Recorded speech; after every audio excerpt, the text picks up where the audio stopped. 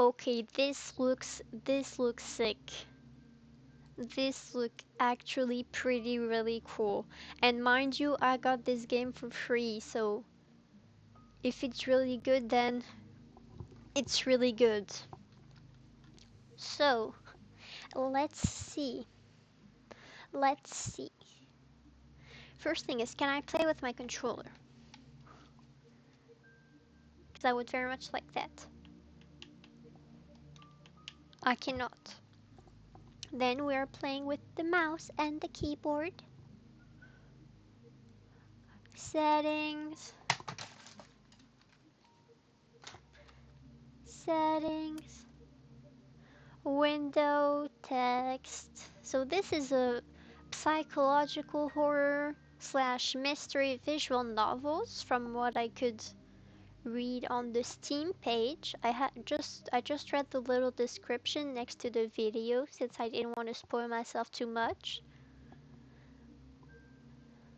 Credits, controls. I'll be good. And start. Let's start. Let's get going.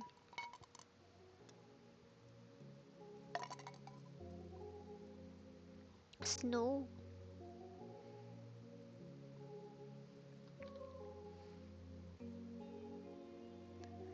Did you know that our sun is a very unusual star? To start with, it's a yellow dwarf. Those constitute for just 7 to 10% of all stars in the universe. It's an outlier even among those. Most yellow dwarfs are primarily covered with dark spots. The sun isn't. The majority of its surface is bright. In fact, it has 3 times the number of light spots than it does dark spots. Does the sun even have dark spots? Sure, its overall brightness index is nothing special. You could even call it an underwhelming compared to stars of its type. But even so, it works harder than most to shine as bright as it can. And I find that really cute. Really cute sun. I don't remember where I read about this. Must have been some newspaper from years ago. But that small piece of trivia still pops in my mind whenever I look up at the morning sky. It's not much of a view, to be honest. Not much of a sky, not much of a sun. I guess that's the kind of region it is. Some people say the sun is just lazing around in our parts, what with the constant snow. But people that go around saying that, well, they clearly haven't read that newspaper. The more I thought about things like that and the more I learned, the more I realized how incredible everything is. I'm not just saying that to mean amazing. I mean improbable. You can't deny the world is full of great coincidences. It's to the point where I've begun to ask myself how much of it we can attribute to pure chance. The universe was so kind as to give us both a star and a planet with the perfect conditions for sentient life. Just the slightest fluctuation in the composition of our atmosphere, the size of the globe, or the distance between Earth and the Sun, and none of us, none of the beauty surrounding us, would exist. Some would call it a miracle. And of course, that's a lovely way to put it. But isn't that gives... Is it... Wait a minute, if I start forgetting how to read this early into the stream, this is not gonna be good. But isn't that giving the world we're living in too little credit?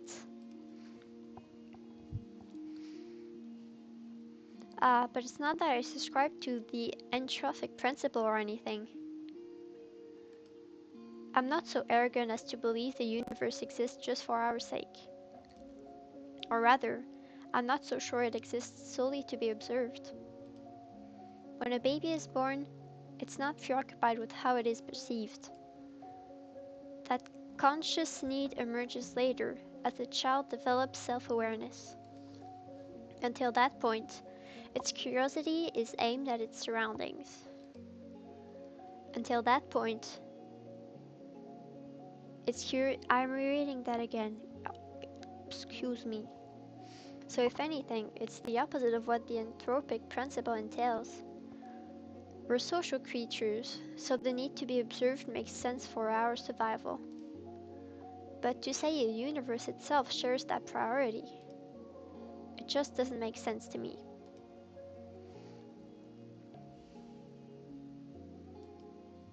Although, you can also think about it this way. A child is curious about the world because it perceives the world as external. But what if the child is the world? What if all that it could ever observe existed within itself? What can the all-encompassing universe be curious about? There's nothing but itself, so nothing but itself. There's nothing else to care about in the whole wide world.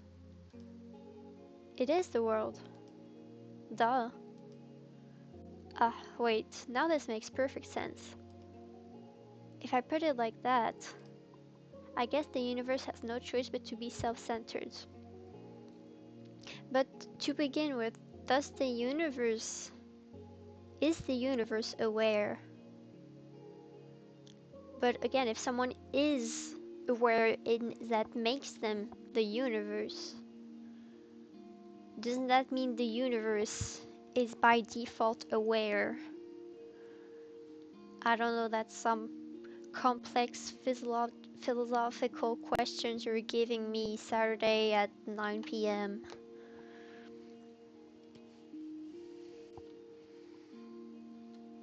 Even if this wasn't the case when I was born, what if the universe developed the desire to be perceived by others as it matured, the same way that a child would? And what do we do when we want others to perceive us a certain way? We try to mold ourselves accordingly. Ah, I think I get it now. The universe gradually felt the desire to be seen.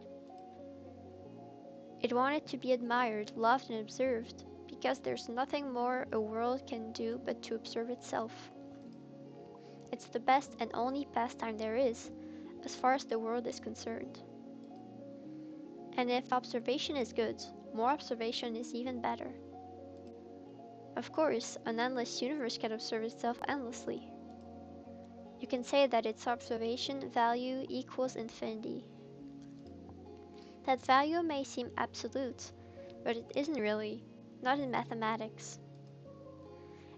Infinity plus 1 exists. That's a value that the universe could never reach as a singular, a blank infinite observer. So it had to create new, infinite observers to add to its infinity. It needed to create sentient life.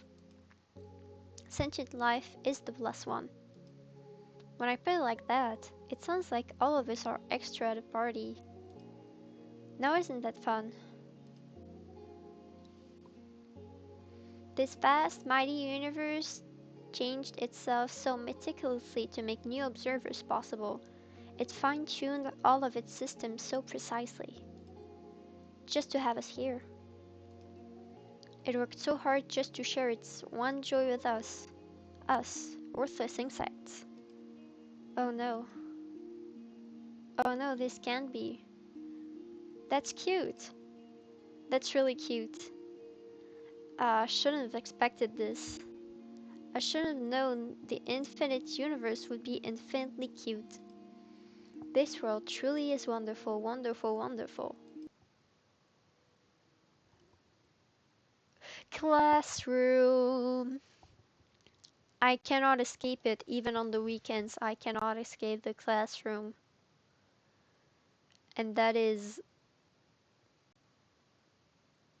sad and dreadful and really depressing. Hello, hi. Okay, get ready with me to pronounce Russian names.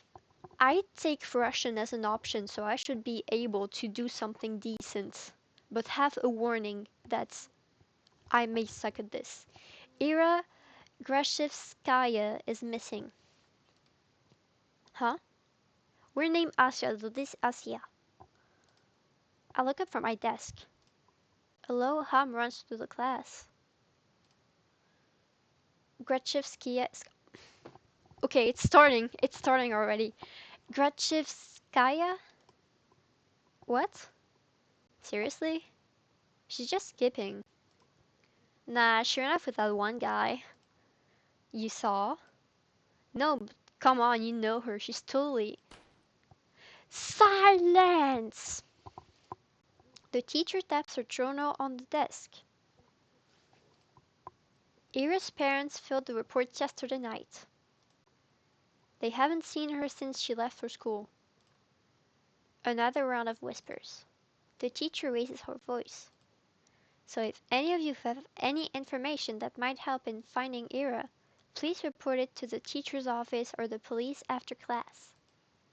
That is all. On to the lesson. A chair creaks in the back. Vadim, what do you have to say? Wait! You really expect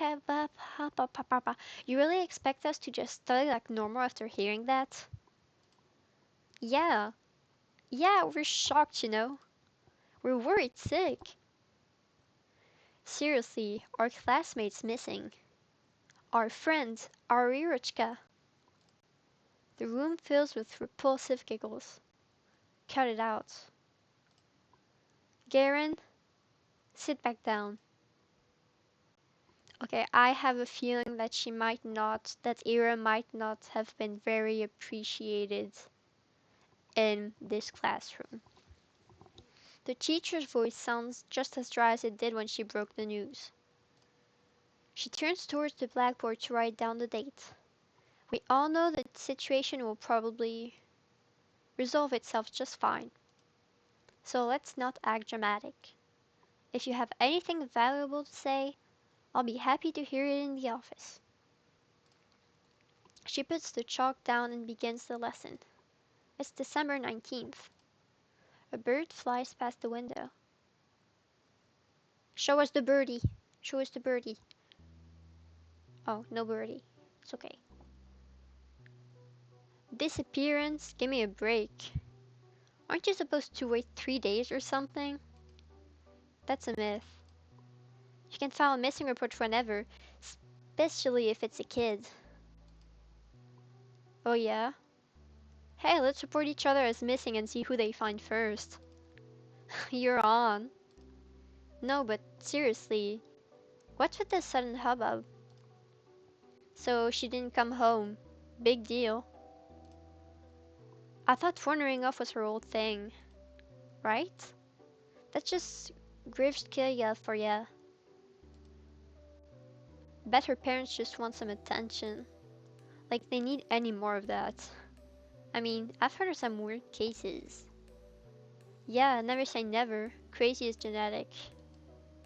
You think she's in some crack house now? No way. Do we even have any? I wish. At least there'd be something fun to do. Honestly? Hey. But she's like, for sure with the guy, right? The guy. You don't know? Bunch of people have seen them together. It's some older dude, he's like 30 or something. Ew! You serious? Yeah, it's so trashy. I slowly walk behind my classmates as we head to the next lesson. It's irritating. Their conversation is ticking me off. I'm not sure why. It's not as if they aren't making sense. It's not unusual for Ira to wander off somewhere on her own. I'm not treating this news with any real gravity. Really, I'm no better than them. There is a trace of worry in my head, but it isn't directed towards Ira. Instead, when I first heard about her disappearance, the thought that flashed into my mind was rather ugly. Now, nobody will come to save me.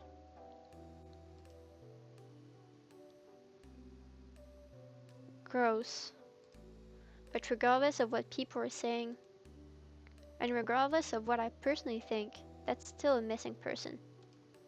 Her poor parents must be so worried. Just picturing it makes me feel glum. I'm not surprised Ira would just run off somewhere without telling anybody, but still. What is that? Little, what is that? Why am I seeing faces in that? The nose, and the eyes, and the mouth.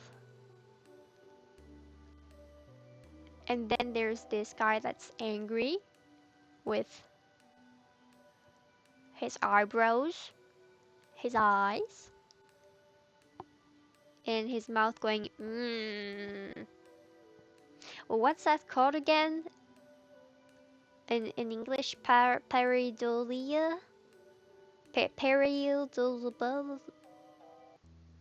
Parallel. I know it in French, I don't know it in English.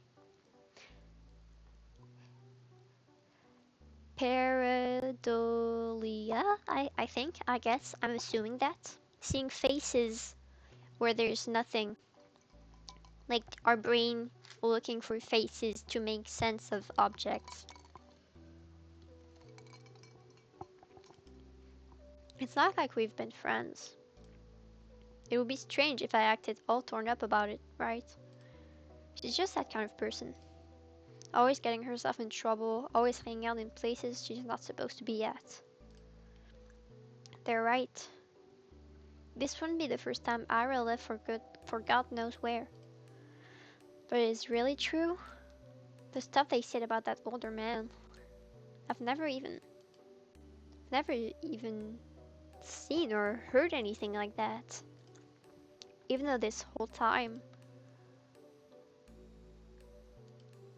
I suppose it's plausible, knowing how some girls are. Even so, I never have thought Ira would be the type to be love-struck like that. Love-struck, huh. When I put it that way, then it's almost... yeah, it's almost definitely cute. Ira in love. Forbidden love, too. Wow, I never have guessed. I never took that girl for romantic. But she is a girl at the end of the day. And she does look... and she does like those types of books.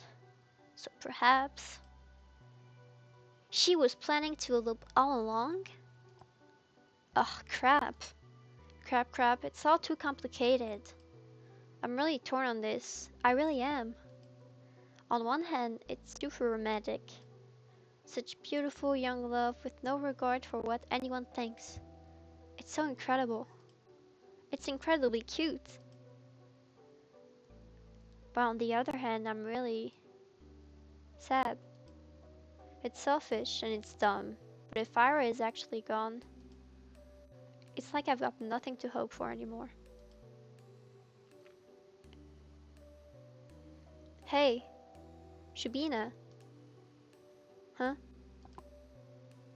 Do you know anything about this? No. Why would I? Well, you two are pretty close, right? Their whole group chuckles. We weren't... No? No, not at all. Really? Really, I thought you two were dykes. Well, they are erupting after. Well, this feels like school, alright. Weren't I... We didn't even talk. Vadim, you dumbass. Gretchevskaya screwing the old guy, she ain't like that. I know, some chicks swing both ways. You never know these days. I don't, it's... Look at her face. Chill out, Chubina, we're just kidding, jeez. Why are you getting so scared anyways? You really a lesbo or something? I'm not. They just keep laughing. What can I even say to that? No matter what I do, they just keep laughing. If Ira came through the door right now and heard what they were saying, All hell would break loose. I mean, she only disappeared a day ago.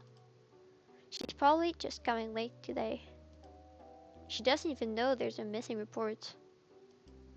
Maybe she has already left her lover's place.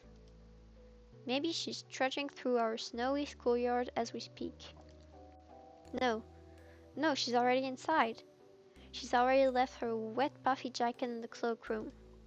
And now she's going down the corridor. Up the stairs to the left. That's right, she's coming. She's gonna storm in any minute now. Right, right, that's it. I hear her. I can hear her footsteps. She's coming. Ara's coming. What's with that face? You look like you're holding in a shit. She's a total lesbo. I'm... I'm not. I've never talked to her, I told you. The steps walk past the classroom. Now that they're closer, they don't sound like her at all. They never sounded like her in the first place. Well, maybe not with her, but like, in general. Yeah, you don't have a boyfriend, right, Shabina? Why is that? Huh? I don't know. I just... Dude, look at her. Be real. Come on, don't say that. What, you wanna be her boyfriend? Hey, Shabina, wanna go out with Igor? Oi, what? Come on, he's a great guy. Right, Igor? You treat her right. Piss off, man. I'm not doing this. I bite my tongue. This is bringing back not very nice memories of middle school.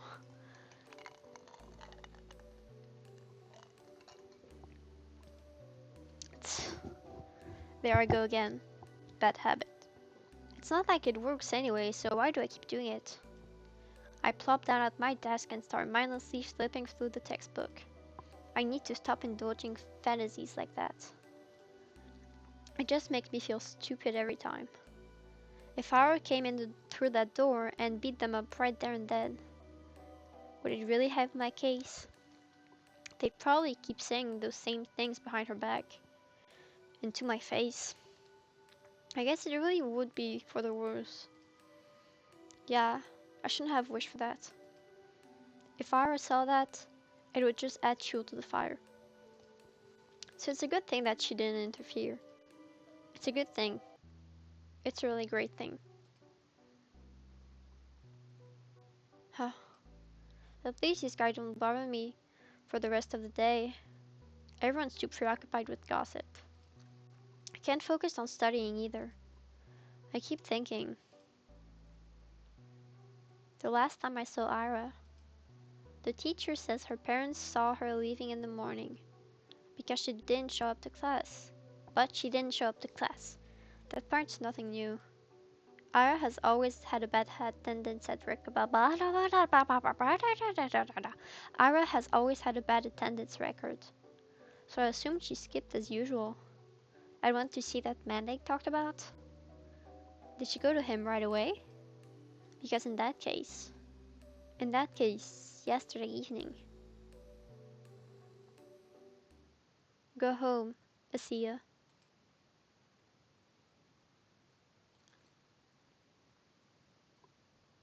The teacher's office. Was it? I'm kinda scared of going straight to the police. But I should probably report that.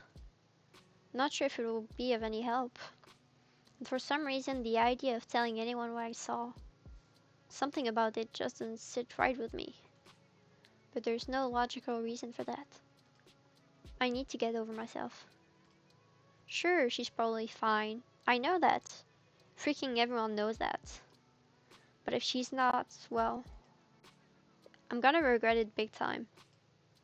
Oh, but I might also be tearing star-crossed lovers apart. If Ira actually went away to be with someone that she cared about so deeply, away from society's ridicule, Would it really be right to ruin it? Crap. I have to admit, I'm also a little judgmental. I mean, it's really beautiful. I do believe that judging love like that is ugly.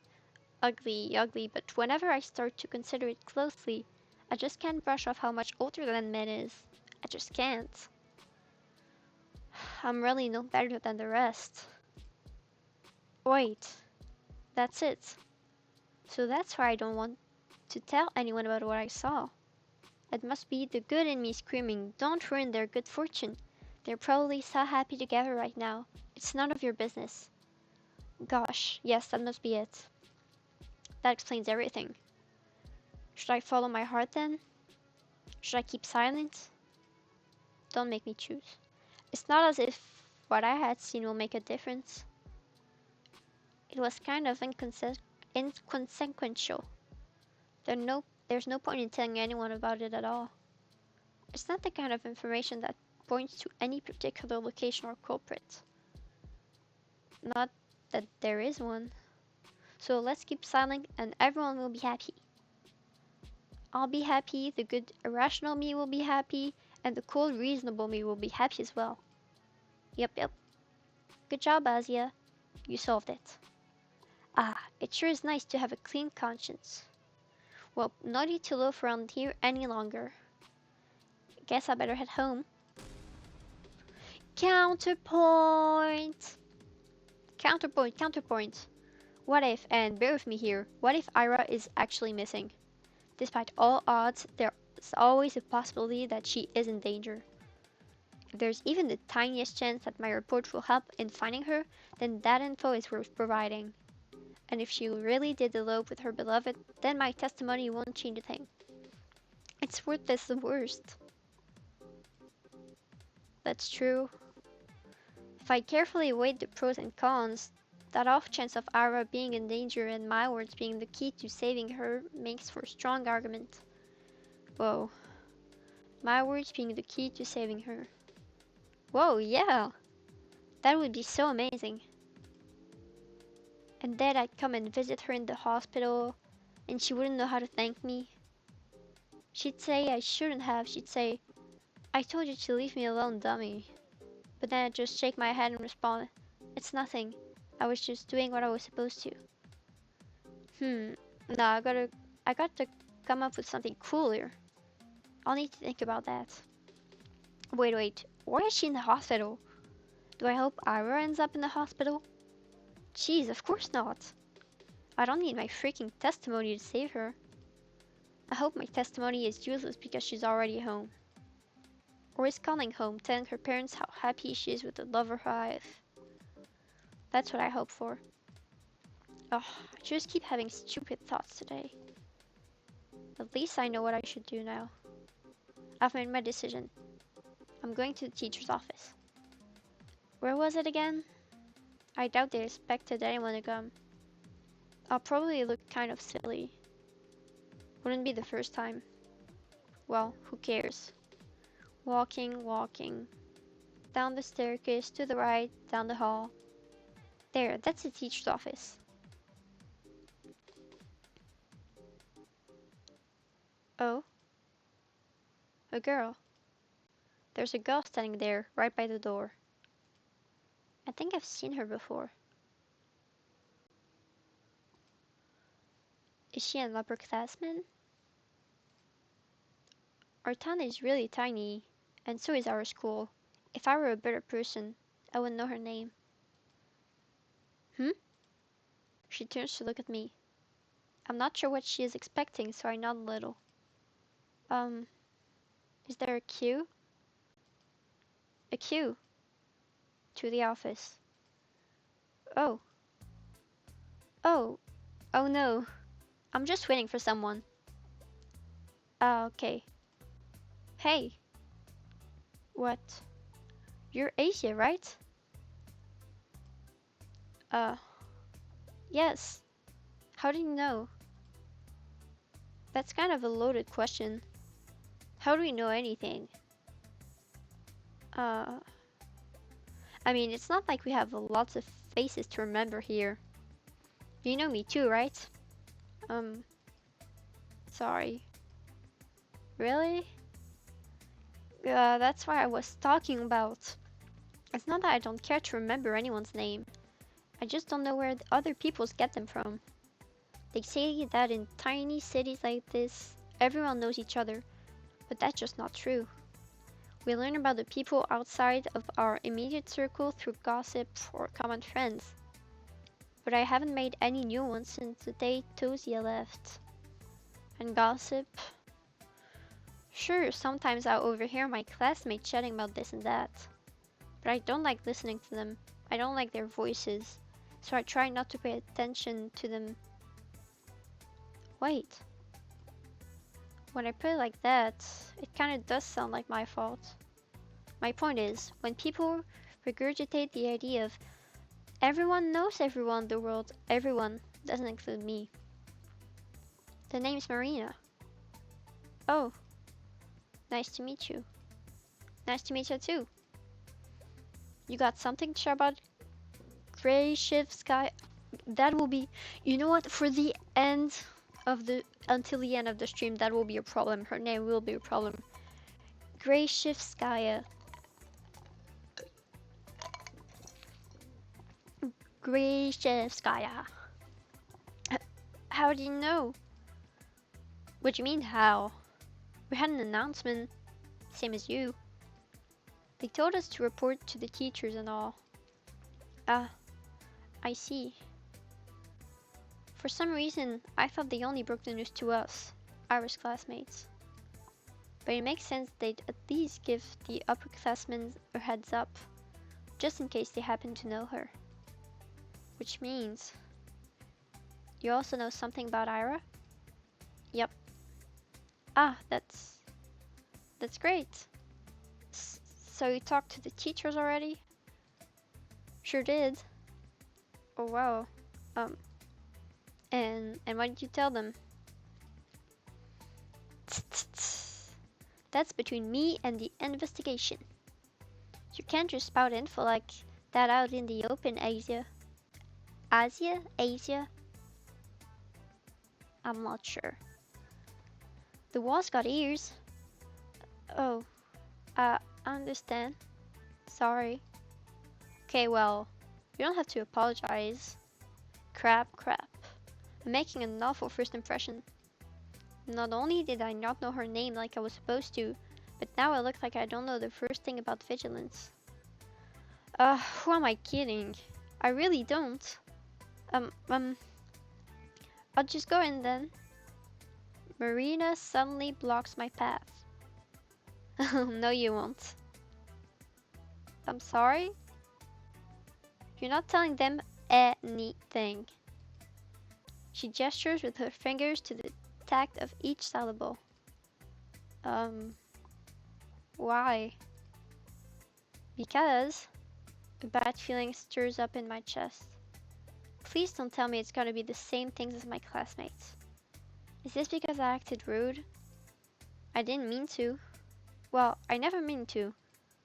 I just can't help it, can I? We just met and I've already managed to mess everything up.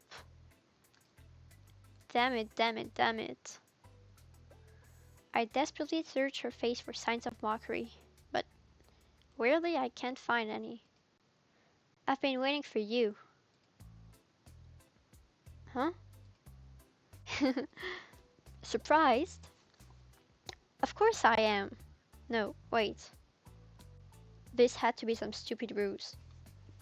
I'm going to believe this girl and then she'll just laugh in my face about it. I'm serious. Ara told me about you. Really? Yeah. Oh gosh, they talked about me? Wow. I'm shocked Marina is being as friendly as she is, considering the kind of description Ira could give. Wait, does this mean she's a friend of Ira? For some reason, I never thought about her having any, at least not at school. That was really presumptuous of me. I wonder what Ira is like when she's with friends. I know you saw her yesterday. I figured you want to report it, so I ran here as soon as classes ended. I guess it'd be easier to catch you between lessons, but I got so caught up in all those stupid rumors. It kinda slipped my mind. She knows? But hey, what matters is that it all worked out. Um, so why are you stopping me? Uh-huh. Well, Marina looks around the empty corridor before lowering her voice. If you tell them about yesterday, you'll make everything worse. Huh? Let's not talk about this in front of the office, okay? Come on, let's go. She takes a step back and beacons me with her hand. I'm not sure what she has in mind, but it doesn't seem like a prank. Still. Wait. I know Ara's probably fine, but isn't it better to play it safe? The faster we share all we know with everyone, the... Quiet, you! I just said that we shouldn't talk about this stuff where the adults can hear. What? Why? Marina grabs my hand and starts dragging me down the corridor. She's not exactly being quiet either. All of my stumble protests sound so weak they might as well be white nose to the other girl. Yes, I spent half the day doubting whether I should report at all. So what? I carefully examined my opinions and came to my own conclusion. I deserve to see it through. I deserve to testify. But some part of me is relieved that the ultimate choice was made for me. I mean, that silly gut feeling I thought I overcame with reason has come out on top. So there was something to it in the end. So I was right. My heart was right. Sure, I can't know that since I'm yet to hear what Marina has to say. But this can't be pure chance, can it? And if it's not, what does this actually hinge on? Did Marina show up because the world needed to stop me for the sake of something more important? Or did Marina show up because I subconsciously wished for anything to stop me? Whatever it was, I guess I don't mind this after all. I think I'll stick to the grander narrative angle for the time being. The world bending itself to the will of some worthless knot is a preposterous idea. But it wouldn't be the first time for me, would it? And the fact that the world, for any reason, has decided to guide me towards the right path, that's so endlessly sweet. Cute. Down the stairs, to the lobby, to the coat room. I don't resist anymore. Marini drags me along, and I can feel my doubt turning into excitement. This is definitely the right path. This girl knows about Ira. I want to know more about Ira too. The whole wide world wants me to know.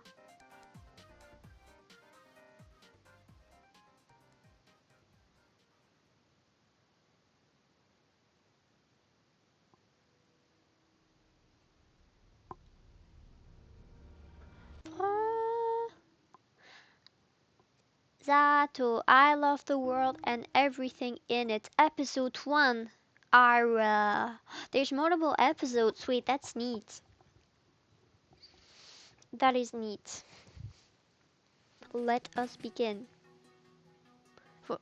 What the hell is your problem? Everyone is looking from Ira to Gorin to the chair that just crashed on the floor next to the boy, barely missing him. Huh? Gritchevskaya, the fuck? Is she insane? Somebody call the teacher! Not paying any mind to the commotion that has filled the classroom, Ira storms towards Gorin. Her face is contorted with rage. Before he can react, she rips the notepad from his hand and slams it on my desk. I hastily grab onto it. Read that again and I'll kick your teeth in. Huh? Are you nuts? Ira doesn't respond. For a second, she just glares at him, then turns around and stomps back to her desk. The classmates who were caught up in laughing fit just a moment ago are now watching her in silent bewilderment. They scooted out her way as she retrieved her bag, then headed towards the door. Crazy bitch. She ignored him. Ah, Gretcheskaya, where are you going? Bump. Hey! Ira forcefully pushes past the teacher. You... Gretcheskaya! What... What do you think you're doing? Your parents will hear about this. Her threat falls on deaf ears.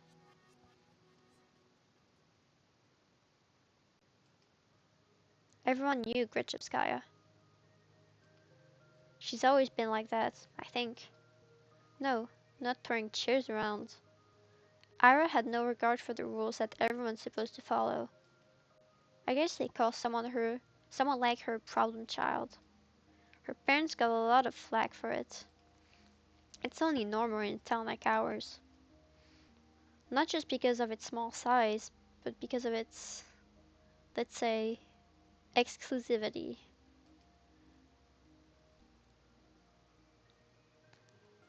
Vorkuta 5 prides itself on its virtually non-existent crime rate. That's the natural consequence of nobody being allowed to enter or exit without a permit. Wait, my back hurts. My back hurts. I need to...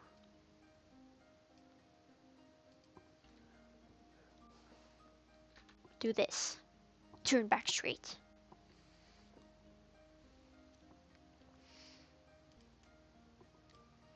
You're lucky to be here, to have a salary higher than the national average, to have access to goods people in the neighboring towns can't even dream of.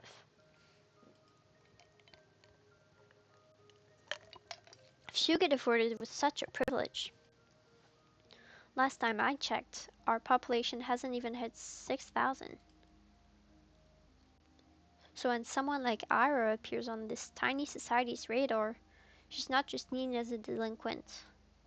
She's a puzzling stain on a community that means to be spotlit. Like a weed that sprouted in a painstakingly maintained flower garden. Of course, it's not as if she had appeared out of thin air. It's all in the family, they say. The blame falls on the people responsible, that is, on our parents. And questions begin to arise. Why is Gretchevskaya's daughter behaving like this? Is there trouble at home? Do they believe this is acceptable? Do they not teach her discipline? Do they not understand how fortunate they are? They've been granted so much, yet they can't do the bare minimum in raising their own child. Do they really want to be here? Do we want them to be here? I've heard a lot of talks like that. I've heard more after Ira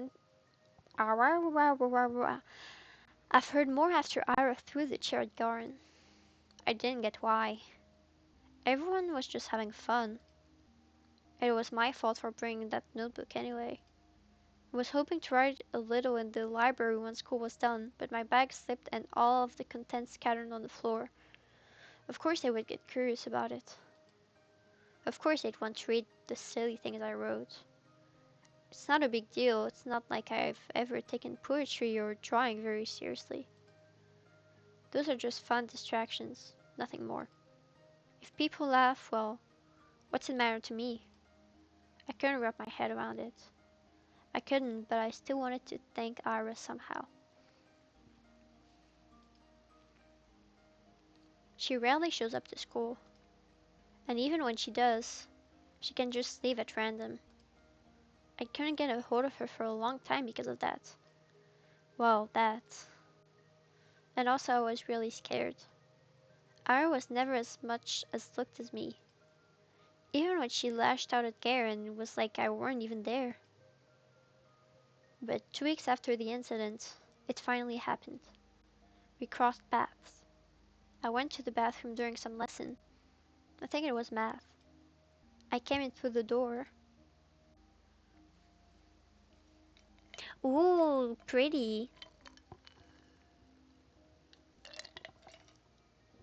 Pretty art. And there she was, blowing white smoke through the half-open window. I didn't even know she was at school. Oh, hi. Ara shot me a disinterested look. Hi. I awkwardly scuttled past her to one of the stalls. After closing the door, I realized I was so nervous I couldn't do any of my business. So I just sat there, thinking about how I should approach her. It's not like I had some long conversation or formalities in mind. I just wanted to say thanks. In theory, it should have been easy. But wouldn't that make me look like a weirdo too? Assuming she did all of that for me. That would just make me look self-centered.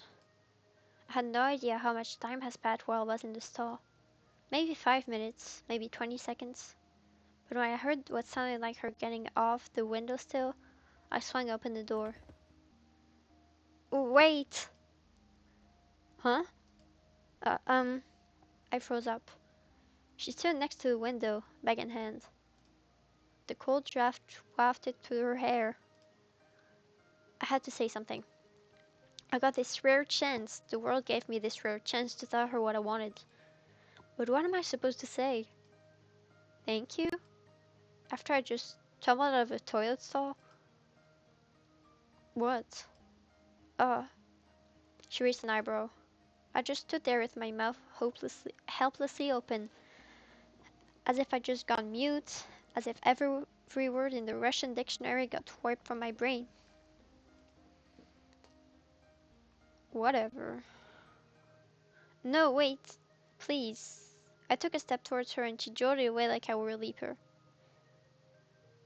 I didn't know what I should say or ask. I just knew I had to say something, even if it was the first thing that popped to mind. What? What the hell do you want? Isn't it cold? Huh? The the window still. When you sat smoking there, right by the window, I thought, weren't you cold like that? Huh? She blinks. Not really. Maybe a little.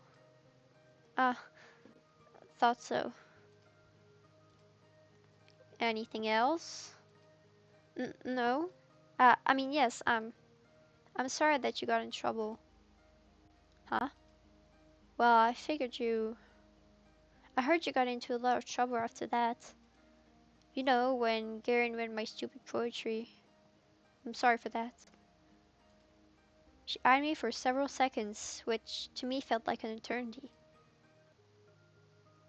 She then sighed and slowly flipped her hair back.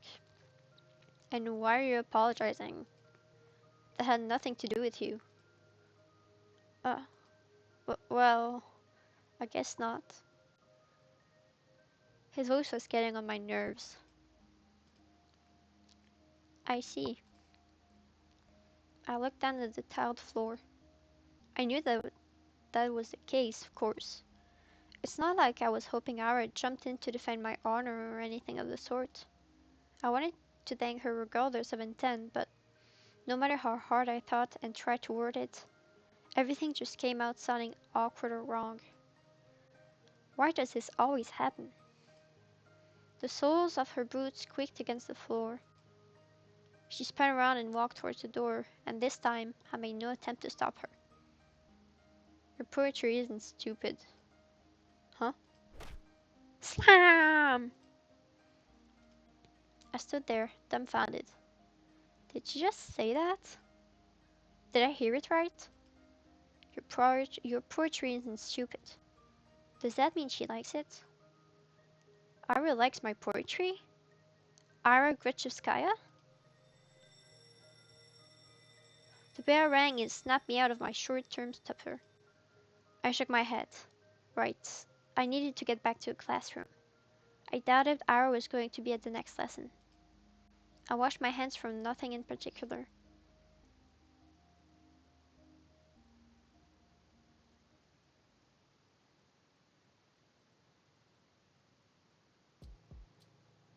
Weeks passed. My life didn't exactly change. I went to school the same way. I sat through the lessons, then went to the store, then to the library or for a walk, and then, when it got dark, I headed home. Day after day. Huh? My notebook. I just left to get a snack from the cafeteria. Where did it go? Oh, Shubina. We borrowed your homework for a second. You don't mind, right? It's fine. Thanks. By the way, is this supposed to be you? He lifts a scrap of paper up to me. Oh no. I forgot I left it in there. No. It's just a drawing.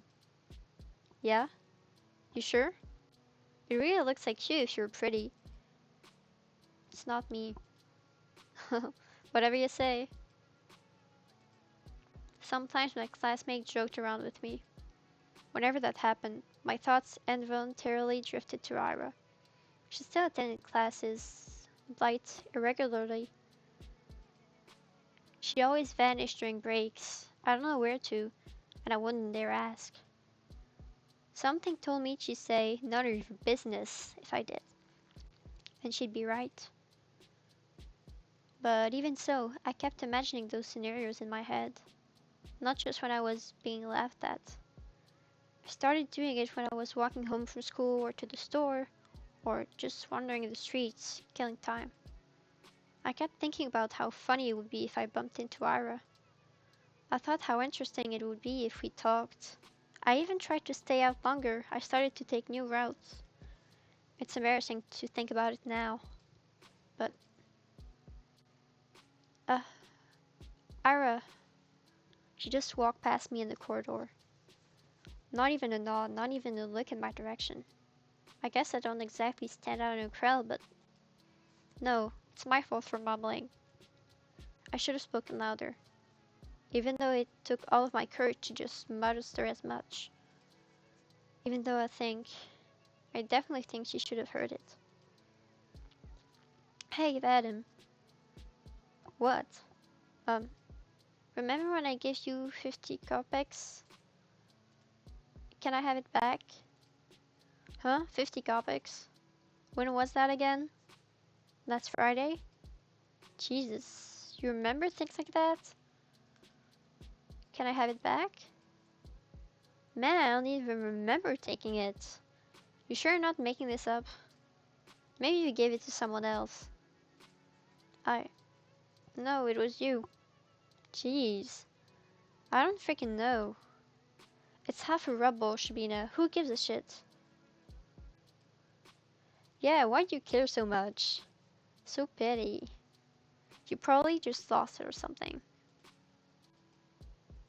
My eyes kept snapping to the doorway. It's empty, of course. What am I waiting for? Even if she showed up, what would she do? Mock him in front of everyone? That would be really funny. Hey, stop thinking that. Maybe he really did forget. Who knows? I really shouldn't be upset. It's not that much. You could go grocery shopping with that, but it's not the end of the world. I'm not exactly starving. Lately I've been eating too much junk anyways. Yeah. Maybe if I eat less of this stuff, my skin will clear up. That'd be nice. Asia, you don't use makeup at all, right? No, I don't. We're not allowed to, though. What are you saying? They allowed it last year. Really? Nobody's gonna send you home for it. Oh, that's good, I guess. These girls rarely talk to me. They're usually pretty nice, though. At least when they're not joking along with the guys. I think one of them likes Vadim. She laughs a lot whenever he says anything to me. I suppose we have very different senses of humor. But you never tried it before, yeah? Makeup? No, never. Seriously? You're like 15 already. 14. Same thing. You gotta learn to do it at some point. Especially with that Complexion. Well, not really. Hey, how about we help you out? Huh? Yeah, just some light makeup. You'll see what it's like. I, I don't know. Come on, it's gonna be fun. Yeah, you're gonna love it. Uh, alright, but yay. Come here then. I don't think people do unpleasant things on purpose. Nobody wakes up in the morning with the goal to make someone's body feel bad. I really believe that. If someone is doing something hurtful, they don't fully understand it. So I shouldn't wish bad things on people who don't really know they're being mean. I shouldn't wish for Ira to appear and interrupt them, or to scream at them, or punish them, or anything. I can still hear everyone laughing as I run out to the corridor. I'm covering my face. I don't need any teachers seeing me like that. At least the toilet's closed, so I can wash this mess off quickly. But I should stop falling for these pranks, but... Bump. Ah, sorry. I lifted my face without thinking. Oh no. Oh, the hell? Ira jerks away from me. I can't blame her. I must look like an insane person. Yeah, I look awful. God, I can't handle her looking at me like that. I'm sorry. Huh? I run past her. Run. I just need to get out the restroom. I just need to wash it off.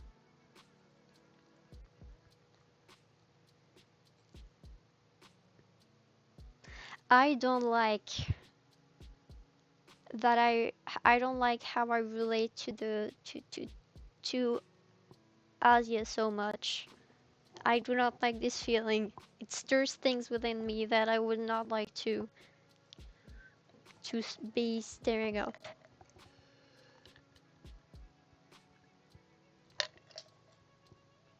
After about a month, reality had dawned on me. I kept telling myself that Ara's action had nothing to do with me. She told me that much, and in no uncertain terms. She said that, and I kept repeating it again and again and again and again. But I didn't believe it.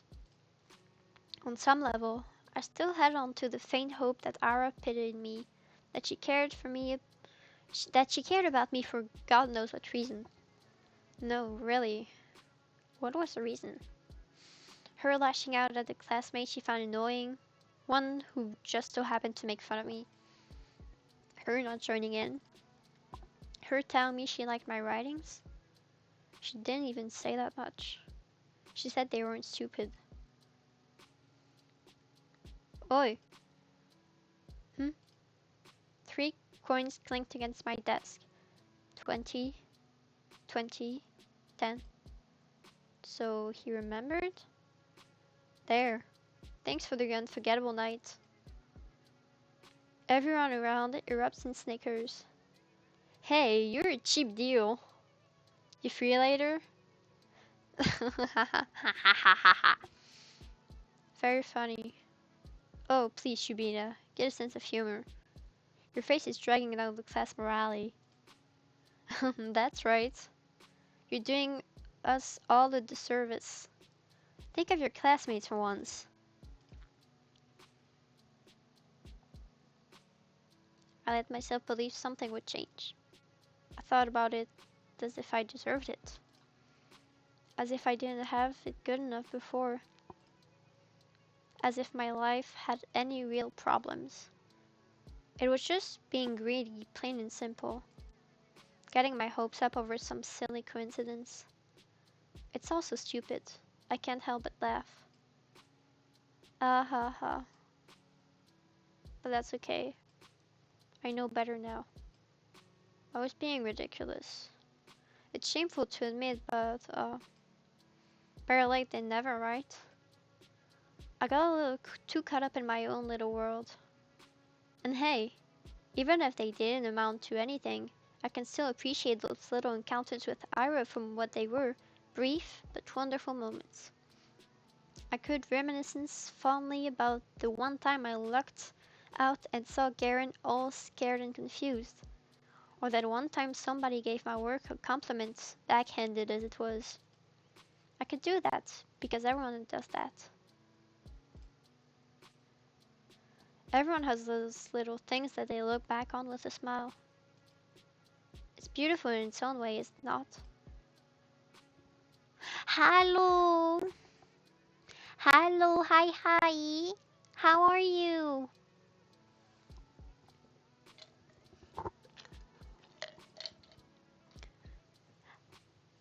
Have you been staying goated with... I have been. I have been working my brain muscles and lifting up weights with my big brain and my big forehead. You're super sigma. Yippee. Yippee you. I am yipping for you. Our whole lives are a series of episodes, both good and bad. It doesn't matter if they grow into a bigger story, because each moment has a lot of merit of its own. It's something I should learn to be content with. Something I've been perfectly content with until now. Until I decided that what I had was enough. Speaking objectively, what is there to complain about? No, seriously. I live in the prettiest part of our vast country. I have a comfortable roof over my head and even my own room. I have 2 living parents. I have wonderful hobbies to enjoy, paper to write on, books to read, TV to watch. I have in fact, I have been grimace shaking life.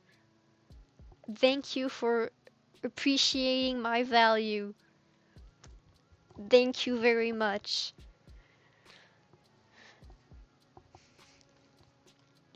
I busy myself. I buy myself treats almost every day after I'm done with school. I have good grades and teachers tell me I have great potential. My classmates also recognize how studious I am. I help them with their studies when they ask me to. That's right. I've got classmates that I can always talk to. Guys I can laugh along with, even if their jokes don't always land. Even if my sense of humor isn't the best. All of this, I have all of this. Right here, right now. Everything that a girl my age could ever ask for. So why did I act as if that weren't enough? I hate her from the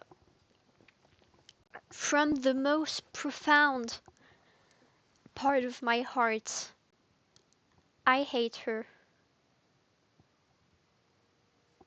I hate her. She reminds me too much of myself. I want to punch her in the face. I cannot stand her talking. It is painful to read. It is painful to read. I am reading in the Big 26. I am cultivating them brain muscles. And hi, hello, hi. I hope you're doing well. Wait, my drink is empty. My drink is empty. And that is a big problem. So let me. Ow.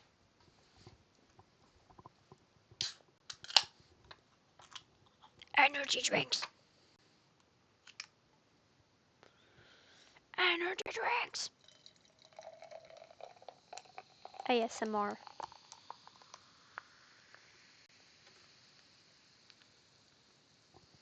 Oops, it's overflowing. It's overflowing. It's overflowing. It's overflowing.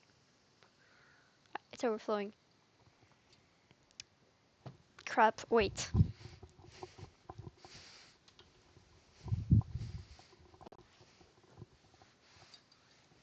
Okay.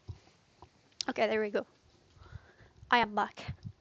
I completely changed my voice. It's like when I say hi to people, it's basically like the cashier effect. Like when you go to the bakery and like, oh hey, hello, please one baguette, and you talk like 15 times higher than you actually do. I will drink energy drinks because am I healthy? No, I am not. And I have come to deal with that fact in front of me, in front of my heart. Yeah, discriminating. I am discriminating. Yes, I am. I am very much discriminating cashiers.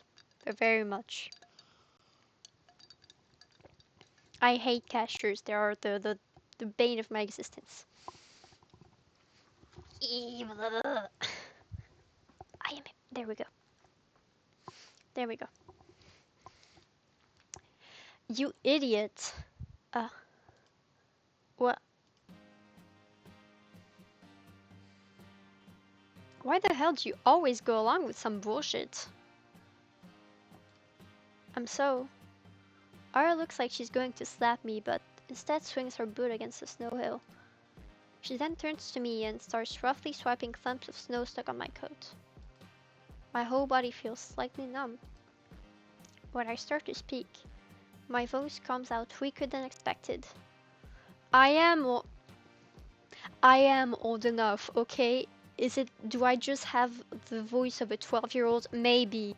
But I am old enough. I am not 12. Please, I am not 12 years old. Ah! I look 12 years old. I sound 12 years old. I am not 12 years old. I swear on God I am not 12. I have things to prove. I can prove it by by um no, I can't prove it by solving math problems because I'm stupid, but if I could I would, okay?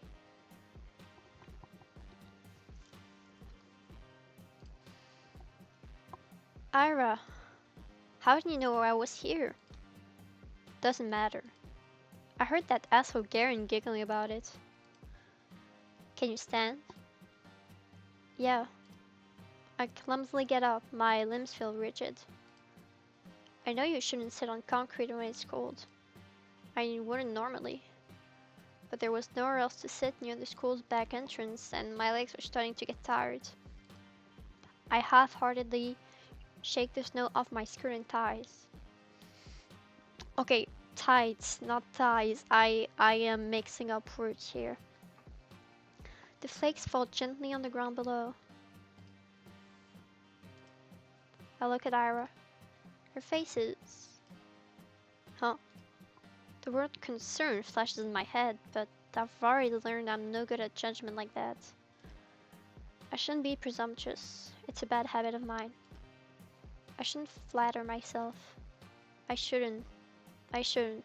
I shouldn't, but the question escapes before I manage to cut myself short. So why are you here? What do you mean, why? I told you Garen was bragging about slipping you that stupid letter. No, that's not what I'm talking about. Well, this doesn't have anything to do with you, does it? As soon as I said that out loud, I realized I messed up. I really did. Now she's going to punch me. Ara's going to punch me for real. She's going to punch me and then never speak to me again. I don't even say sorry. I just brace myself for the incoming blow. Physical, verbal, I don't care. I've earned it. No, not really. It doesn't concern me at all. It's just annoying. Is that so? Yeah. He pissed me off. And you pissed me off too. I don't freaking get you. You know it wasn't real. There's no way you believe that, right? Right. I didn't believe it. I'm not that stupid. I looked down at the moist and crumpled letter I forgot I was still holding. It's the oldest trick in the book. A love letter prank. Really? Who would fall for that? I stare at that shriveled up piece of paper and something about its whole existence feels extremely sad to me. Do you want to burn it? You are so sheltered you cannot relate to any of these thoughts and emotion. Connect your brain.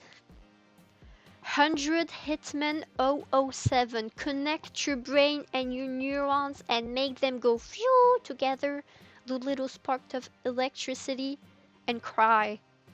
And it will link back to your eyes and you will cry because Asia is pathetic. You're always just so happy. Well, be sad. Be sad. I am telling you, be sad. No more happy. No happy on this stream. Only sad. She is getting bullied and she's getting fake confession from people and nobody likes her. Be sad. Be like me. Be sad. Be pathetic. I can't remember the last time I cried. The last time you cried is in 5 minutes. I hope you know that. It is in 5 minutes. Be warned. Mmm. Yummy yum. Huh? Have matches. Oh. No, thanks. It's wet anyways. I fold the letter and shove it into my pocket. It will get damp inside, but I don't care. I can throw it away. A fake confession is still a confession in the end. Oh, I hate her! I hate her! Those words didn't choose to be written insincerely. It's okay. Even this whole thing isn't real. I met Ira today. Ira came. After all these— That's what she said! After all these weeks of praying. Ira came. That's what she said! Thank you. I smiled at her. Even after I said I had come to terms with it, no. Right, I was saying it to you, to myself, to the world. I knew that I was lying. I couldn't throw away that last dumb scrap of hope I had. That small, involuntarily thought that crept into my mind whenever I felt slightly lonelier than usual. Even if it took so long, she finally came. The game is welcoming me with open arms. And to that warm and welcoming embrace, what I'm going to reply is, that is what she had said. I didn't do anything really.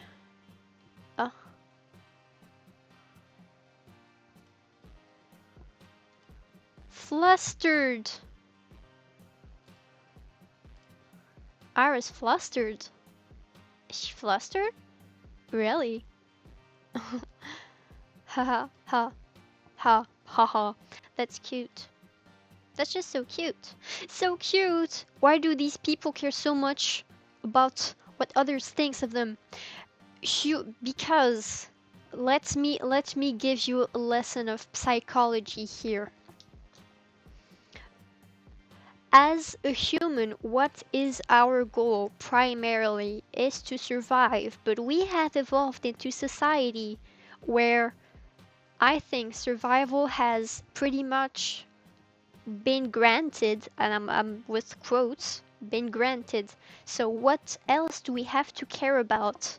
We care about what is around us and what is going on around us. And after becoming aware of that, you become self-aware of what you are, and you realize that other people perceive you too, how you perceive other people. So naturally, most people, what they want to do is be perceived by other people and be liked, receive love in return. But for people who are, with little quotes, different or weird, and that do not match up to the typical standards of being liked or being normal, you can feel alone, and like if people don't give you Don't if people don't give you love, the opposite of love is not love. So they give you not love, and then you feel not love, and then you not love. That's not love. Mm-mm. Other people can think like me. Everyone can think. Everyone can think. Everyone is aware of everything. Only they do not know it yet. That is the difference. I might know something now, and you might know it later, but you might know something now that I do not know and will know later. Big talk. Big talk. I thought it was only me. Everyone thinks. Everyone thinks I think. I'm in your walls. I think about kidnapping you.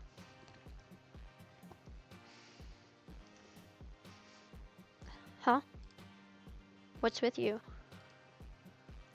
Right. I'm grinning like an idiot. Sorry. I'm fine. Whatever. I'm going home. What? Already? Ara gives me a quick once over. You. Take care. Oh. Yeah, okay. Bye bye. We wave at each other and I watch her disappear behind the corner. I hesitate. Maybe I shouldn't. It feels like there's still so much I want to say to her. Aunt, are you the same age as the number of followers you have? Did your mother never tell you it is rude to ask a woman her age? If not, I am telling you. I am telling it to you right now. I don't think I don't know what or why, but I just know that it's a lot. I turn and walk a couple steps in the direction of my home. No, change my mind. I turn back.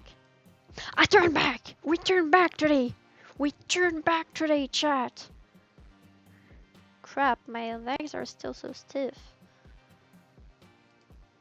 I turn the same corner Ira passed not even a minute ago.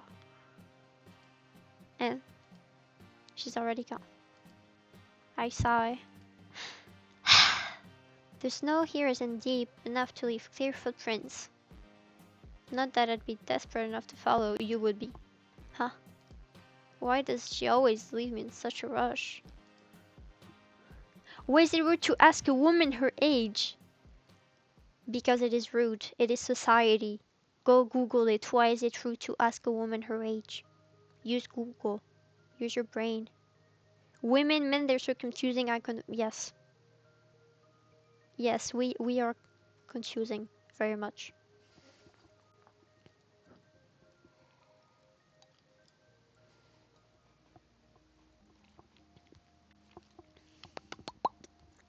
It's okay. My life didn't exactly change. I went to school the same way. I sat through the lessons, then went to the store, then to the library or for a walk, and then, when it got dark, I headed home. No age. I am looking at you in the eyes as I say this. Look at me in the eyes, look at me right in the eyes. Is prison, is jail just a place? That is my answer. Is jail just a place?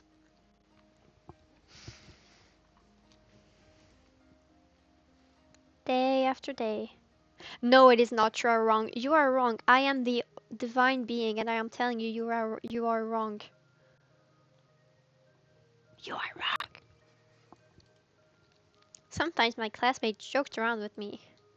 Whenever that happened, my thoughts involuntarily drifted to Ira. No, it is not. She still attended classes, albeit irregularly. She always vanished during breaks. I don't know where to, and I wouldn't dare ask.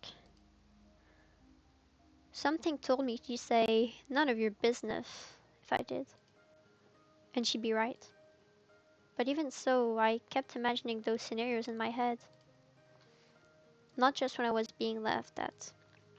I think I was walking home from school or to the store or just wandering in the streets, killing time. I kept thinking about how funny it would be if I bumped into Ira. I thought how interesting it would be if we talked. I even tried to stay out longer. I started to take new routes. And as naive as it was to behave that way, I kept doing it. Again and again. Walking and walking, praying and praying. Tsk. You assholes never shut up. Huh? Ah, this bitch. Nobody saw Ira enter the class. Everyone was too busy whistling and laughing. Oh, and she caught me in a really dumb pose. Well, that's on me. I wouldn't have chosen Dare if I knew she'd see me like that.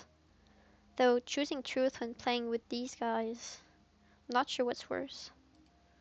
Oh well, I'm saying all this, but I got what was coming to me. I chose to embarrass myself, and as I did so, I kept begging, wishing as hard as I could for Ira to appear. And so she did. And now, despite the overwhelming shame, I feel so happy that I might explode. Ira walks to her desk, barely paying me a passing glance. All the boys skirt out her way. Only Garen doesn't. Ooh, Garen, you and me are on thin ice, my dude. You and me are on thin ice, my dude.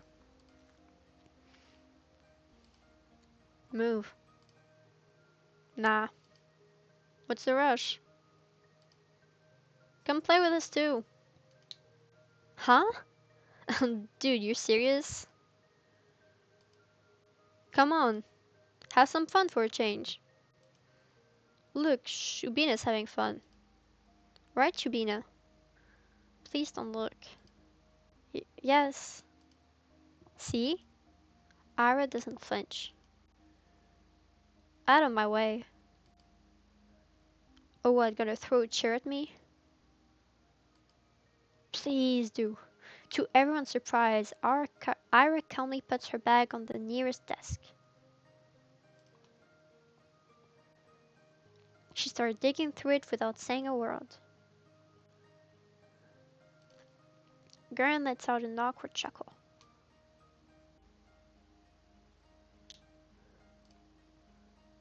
What, got a grenade in there or something?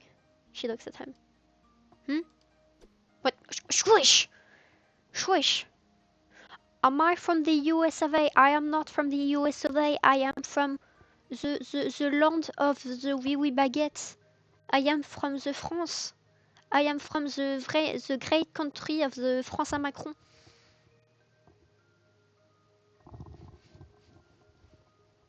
Oui, oui, baguette. I am oui, oui, baguette.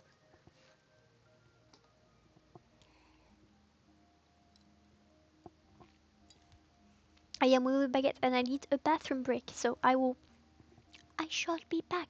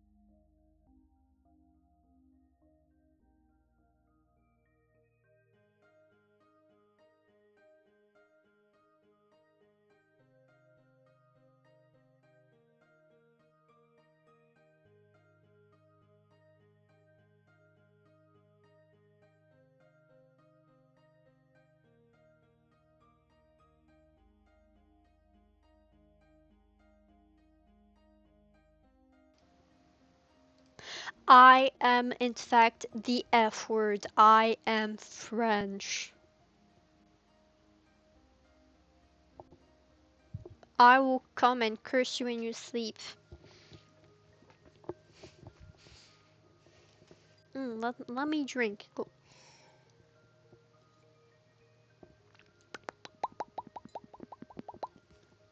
Very, very flavorful. Very flavorful. Swish! Whoa. Garen jumps back, bumping into another student. Haha. What the fuck? Everyone shifts away. What was that? Huh? What the hell? You. Something silvery shines in Ara's hand. Ooh, she's gonna kill him with a compass. It's a bow compass. Is that? Are you serious? She doesn't say anything. The room fills with low murmurs that quickly turn into jeers. Psycho, nutcase, crazy bitch.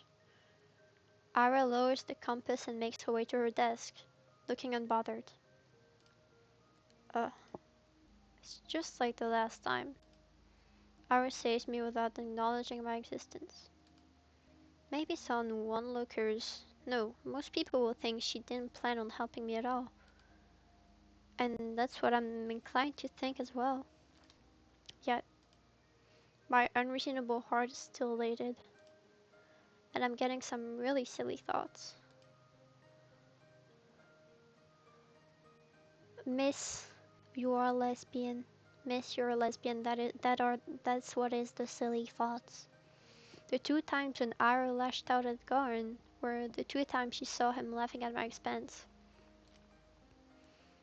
That can't be a coincidence, right? Of course it can. It was only two times. Two times and weeks apart. You'd be an idiot to think otherwise. I...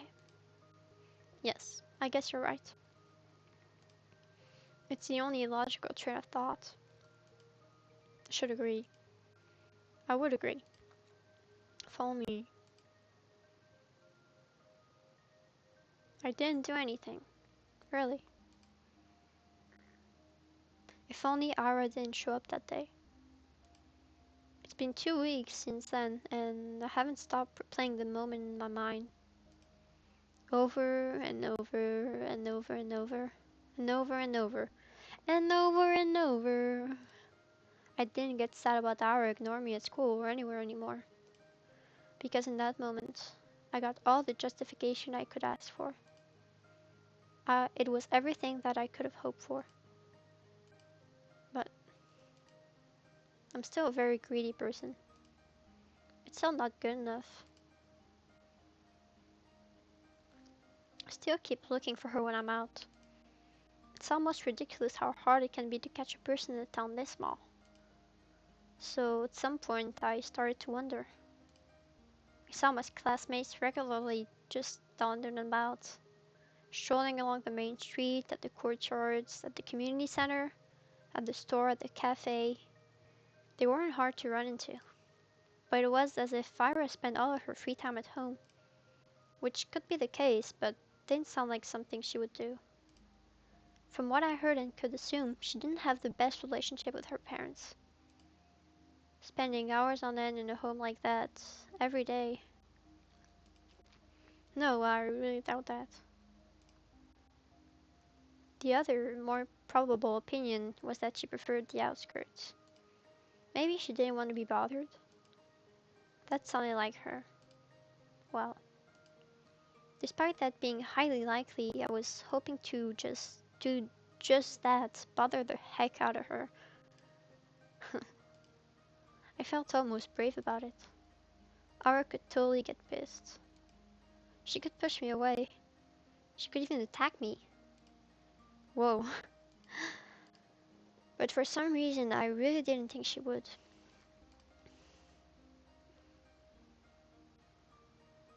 Ah, my breath halted. Oh, hey. Hi. The vents near the research institute expel hot air. Nobody really goes there aside from the staff coming out for a smoke. I never ran into any, but the ground here is littered with cigarette butts, so that's a safe bet in my book. Why is Ira here of all places? Again. How many times can you buy into stupid pranks? They seriously sent you all the way here? What?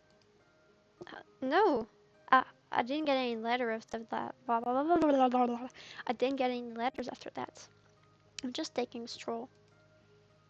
Stroll? Here? Yeah. Okay. Ira gives me an incredulous look. Do you, like, smoke? No, I don't. Why? It's a smoking area. Uh, yeah, I know that. You wanna try then? What? Smoking? Mm-hmm. No, thank you. Okay. She shrugs. But awkward start. I can't let it end here. I need to just... Um... And what about you, Ira? What about me? Why are you here? Were you at the institute? Yeah. Something like that. Something like that. My mom works here. She forgets about her lunch sometimes. Oh. Oh. You bring her lunch. That's what I said. That's so sweet. Huh? I mean, um, it's really nice of you to look out for your mom. It's whatever. It's not. I know it's not. With all I've heard about her family, the fact that she still goes out of her way like that, it's really amazing. The thought of doing something like that for my parents has never crossed my mind. I mean, if I were told to deliver something, I would. But I was different. She wouldn't do something just because she was ordered to. She'd have to really care about it. Crap. That proves it. Ira and I weren't cut from the same cloth. When I spent my days looking for excuses to starve off the minute I had to come home, Ira is cooking, packing lunch, and carrying it to the edge of town. That goes straight against everything I've heard. But it makes so much sense. That's why I never see her on the streets. That's why she doesn't have time to sit at the cafe. That's why she doesn't idle away at the community center. That's why she's such a caring person. That's why I'm such a piece of trash. No. She only said her mom forgets her lunch sometimes. Lunches are prepared in advance. It doesn't take long to get to the institute, even if you walk from the other side of town. Yes, that's true. She'd still have plenty of spare time. This doesn't work. This explanation doesn't work.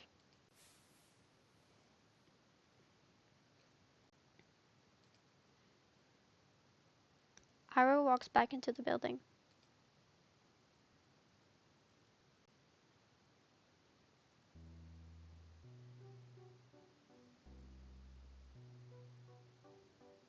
Do I really need an explanation? It's none of my business. I'm not so delusional as to believe we're close enough to share something like that. That'd be nice, but it's not how things work. Things works like this. When Ira's in the room, Karen doesn't talk to me as much. When she isn't, I wish she would be. Your friend's not here today. Who? Who do you think? Oh, she's not really my friend. You're Pitbull then. Pitbull? Ha ha ha ha ha ha ha ha ha ha ha ha ha ha. I'm really bad at fake laughing, if you couldn't tell. Hey, that's spot on. You can't make a harmless joke around that chick without her throwing a competition fit. It's annoying as shit. They think we're friends? Well, not really. But it looks like they've picked up on it. On Ira reacting like that to me being used as a laughing stock. So it wasn't just me. It's not just my wishful thinking. That's nice to hear. Even if I still don't know for sure, it's the most comforting thing I've heard out of Karen's mouth to date. At least she barely shows up. Yeah, they'll probably kick her out before New Year's with that attendance record. Good riddance. That's right. Ara can't possibly be meeting the minimal attendance requirement. I don't know about her grades, but... Wait, I don't think they can expel her. Huh? Why not? We're the only school in town. Where else is she going to go? Damn, good point. Phew. Well, her parents can just send her away. You mean to another town? Yeah, to a relative or something. But no. Oh man, now that you say that. Everyone pretend to be surprised when that happens. No. No, no, no. I hate how they're right. I hate that I can see that happening. Everyone talks about it. How Ara is a nuisance to her household. It's been like that for a long time.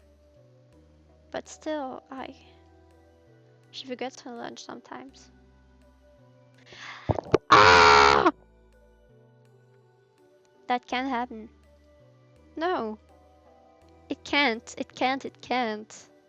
It's not fair. It's not fair. It's not fair. They can send her away. She can't go. She's so nice. She cares. She does. Maybe not for me, but for her family. Why would they send her away? That's just too cruel. They can't do that. If they do, then it will all be over. If they do, then I won't. We just started. I don't know what. I can't even call it talking. I don't know what it is, but that doesn't matter. Even if she just tolerates me, even if she doesn't want anything to do with me, I don't care. This can't happen. This physically cannot happen. I raise my head and look out through the window. The snow is falling lightly on the yard. The dark pine branches sway under its weight. The long gray clouds glide placidly across the tundra, far past the fences, past the mountain ridge, so far away that I can't picture it. So far away that my mind circles twice around the earth and comes back to the spot I'm sitting in. This world is way too gentle. It's been too kind to an ungrateful brat like me. So I've earned this world's good graces. Why can't a person so much more deserving do the same? What does a person like that have to do? Is there anything that I can do? A bird flies past the window. Ira. What? I'm really using up all of my luck these days. Ira sits smoking in the girl's bathroom, just like she did when I first talked to her. Some snowflakes blow into the room and stick in her hair. It's gotten colder. Maybe you shouldn't sit so close. Uh, I I know you don't like going to class as much, but you can really get kicked out like that. Is that why you came here? To tell me that? I know that. I'm not stupid. I don't think you are. You, you just really not care. Everyone says you'll get sent away. That your parents will send you to live with a relative. Is that true? Probably, yeah.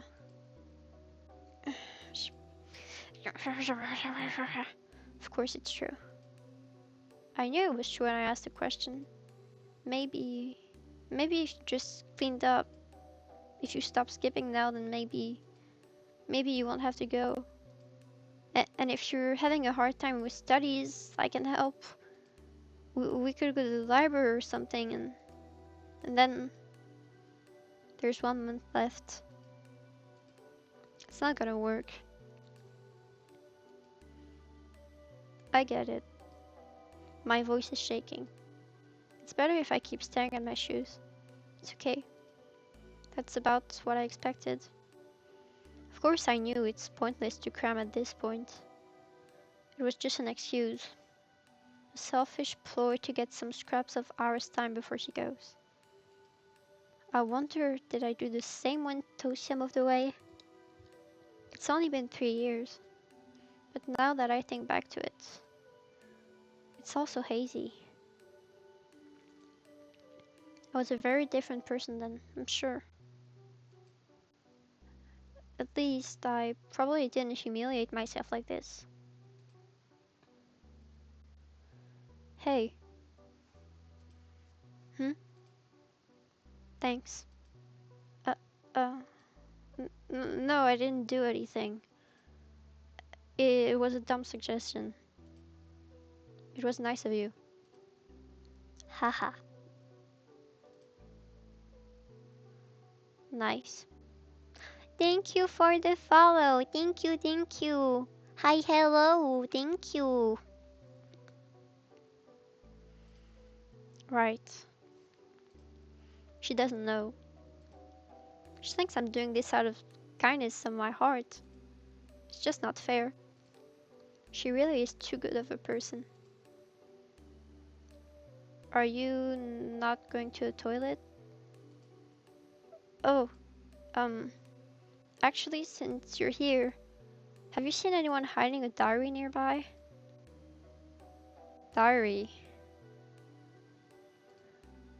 Yes.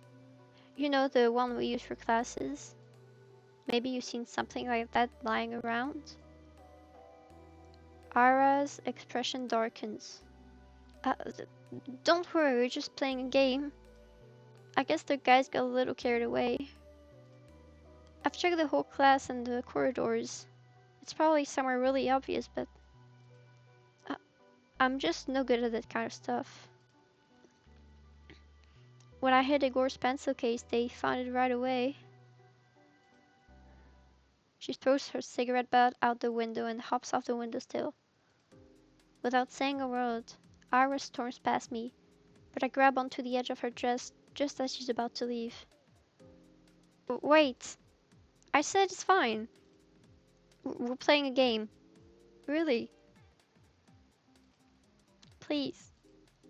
Don't get into more trouble because of me. I wasn't going to. Huh? I have an idea where it is. It was Garin, right? No, Shurikov. Same difference. She walks out to the corridor. I tag behind. I'm not sure what place Ira has in mind, but it becomes immediately clear when she makes a sharp turn to the right. Wait, serious. She swings open the door to the boys' restroom and loudly marches in. Ah! Some poor guy tumbles out, almost colliding with me. Uh, sorry! We're sorry! He turns and shakes his head at me in disbelief. I mean, what's there to say? I follow Ira to the bathroom. The smell is so much worse than this one. I look around and see Ira's hand reaching above one of the stalls. Ah, there it is. My diary. Right by the tiny window at the top. Ira steps on the toilet bowl. Please be careful. I'm fine. She grabs onto the flush tank secured way above. Then, using it as an anchor, she reaches for the windowsill. Catch. Pop. I clasp the diary in my hands. It's really been here all along. I look up at Ira, who's now awkwardly trying to get down. Wow, Thank you. Yeah. Ow. What? BAM! Ira almost loses her balance, but jumps just in time. The ball makes a long clang as she hops off. Whoa. Are you okay? Yeah. Um, let's get out of here. You think it's broken? Dunno. I didn't see anything. Huh? But why would I be in a men's toilet? Gross. Ah, I see.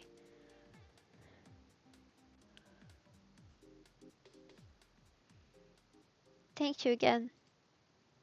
Mm-hmm. How would you know you'd be in the boys' room? You think Shurik would go into the ladies' room?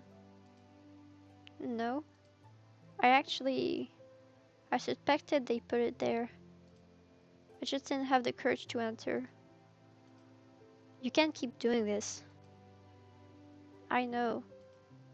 I should have checked there from the start, instead of running around the whole school like a... No. You can't keep going along with it. It was just a game.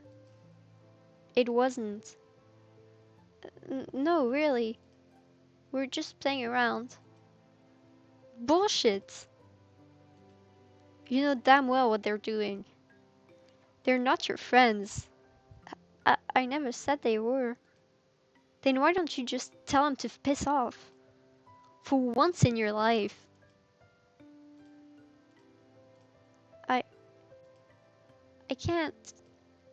You like being a victim that much? You... It won't get any better if you keep doing this. It'll only get worse.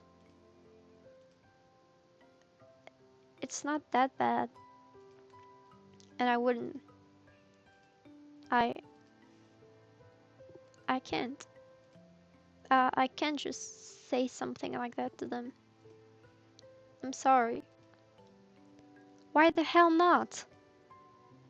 Well, it wouldn't be right, and for the love of... It's not like I never tried it before. But when I say something, they just make fun of me. And nothing changes. So freaking what? Who cares what they say? Just don't bother with them. I'm not like you. I can't just do that. I can't act like I don't care when everybody's laughing. I can't look people in the eye like that. And when I go along with it, at least they talk to me. And I know you're okay on your own, but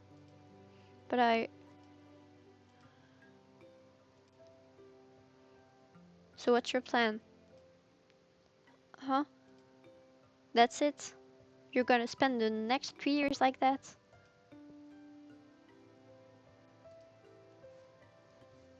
Seriously. She exhales sharply. She doesn't even look annoyed anymore. I get that. I'm almost disappointed in myself. Asia. Yes. You know I'm leaving soon. That's right. I understand what she is getting at. The unspoken rule Garen and his friend have been sticking to, holding themselves back when I was around. The real cowardly reason I'm so terrified of her going away. I don't know what to do. Why can't I stop? The hand she's been dealt is so much worse than mine. But here I am, whining and clinging to her like a leech. I should be the one helping. I should be the one telling Ara to get her act together. And yet, I can't think of a single thing to give her. Write me a poem. Huh? A poem? Uh, um, why? What kind of question is that? Because I liked him. Oh, really? You liked them? You like my poems? Why else would I ask? That's. Uh, Thank you very much. I mean, yeah, of course. Alright, one. Do you want it to be about something, or maybe in a specific matter? I don't care. Anything. Uh, Alright. I'll think of something then. I'll try. Yeah, you do that. Ira checks her wristwatch. I gotta go. Huh. See you around, I guess. Already? Uh, uh, y yeah, alright. See you around. She leaves her hands and leaves. I watch her walking down the empty corridor. Empty. I've really stayed in school for way too long. The shadows stretch along the hallway, tall and dark. My heart is pounding. I should get going too. This is making me emotional. I feel my heart pound as well.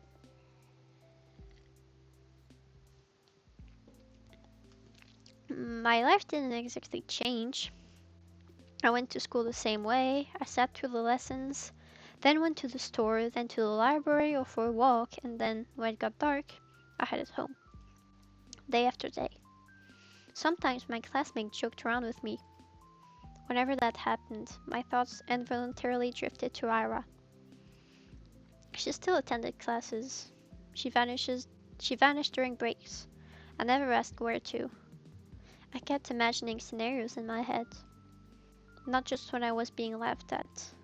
I did when I was walking home from school, or to the store, or just wandering through the streets, killing time. I kept thinking about how funny it would be if I bumped into Ira. I thought how interesting it would be if we talked. I even tried to stay out longer. I started to take new routes. And as naive as it was to behave that way, I kept doing it. Ah, Dvoresh. Is that a sh? Dvoresh Kya. Is that a G or a L? Dvoresh Kya. I do not know what that means. Ah, oh. Ira. Hi. What are you doing here? Ira points to her cigarette. Uh, oh, no, I mean, what are you doing at the center? Came to return some books. Oh, so you go to the library. What are you reading? Um, Stuff. You don't want to say? Um, you don't like it. Huh? Why not? Ira looks like she's really weighing down the pros and cons of exposing me to her taste in literature. Did she read something she shouldn't? Maybe she thinks it's too dark or crass for someone like me. That's kind of unfair though, isn't it? Um, the other week I finished The Plague by Camus. Never read it. It's about a physician trying to save a town from an epidemic. It's very visceral, but I enjoyed it a lot. Not sure I agree with the message though. Yeah? What was it?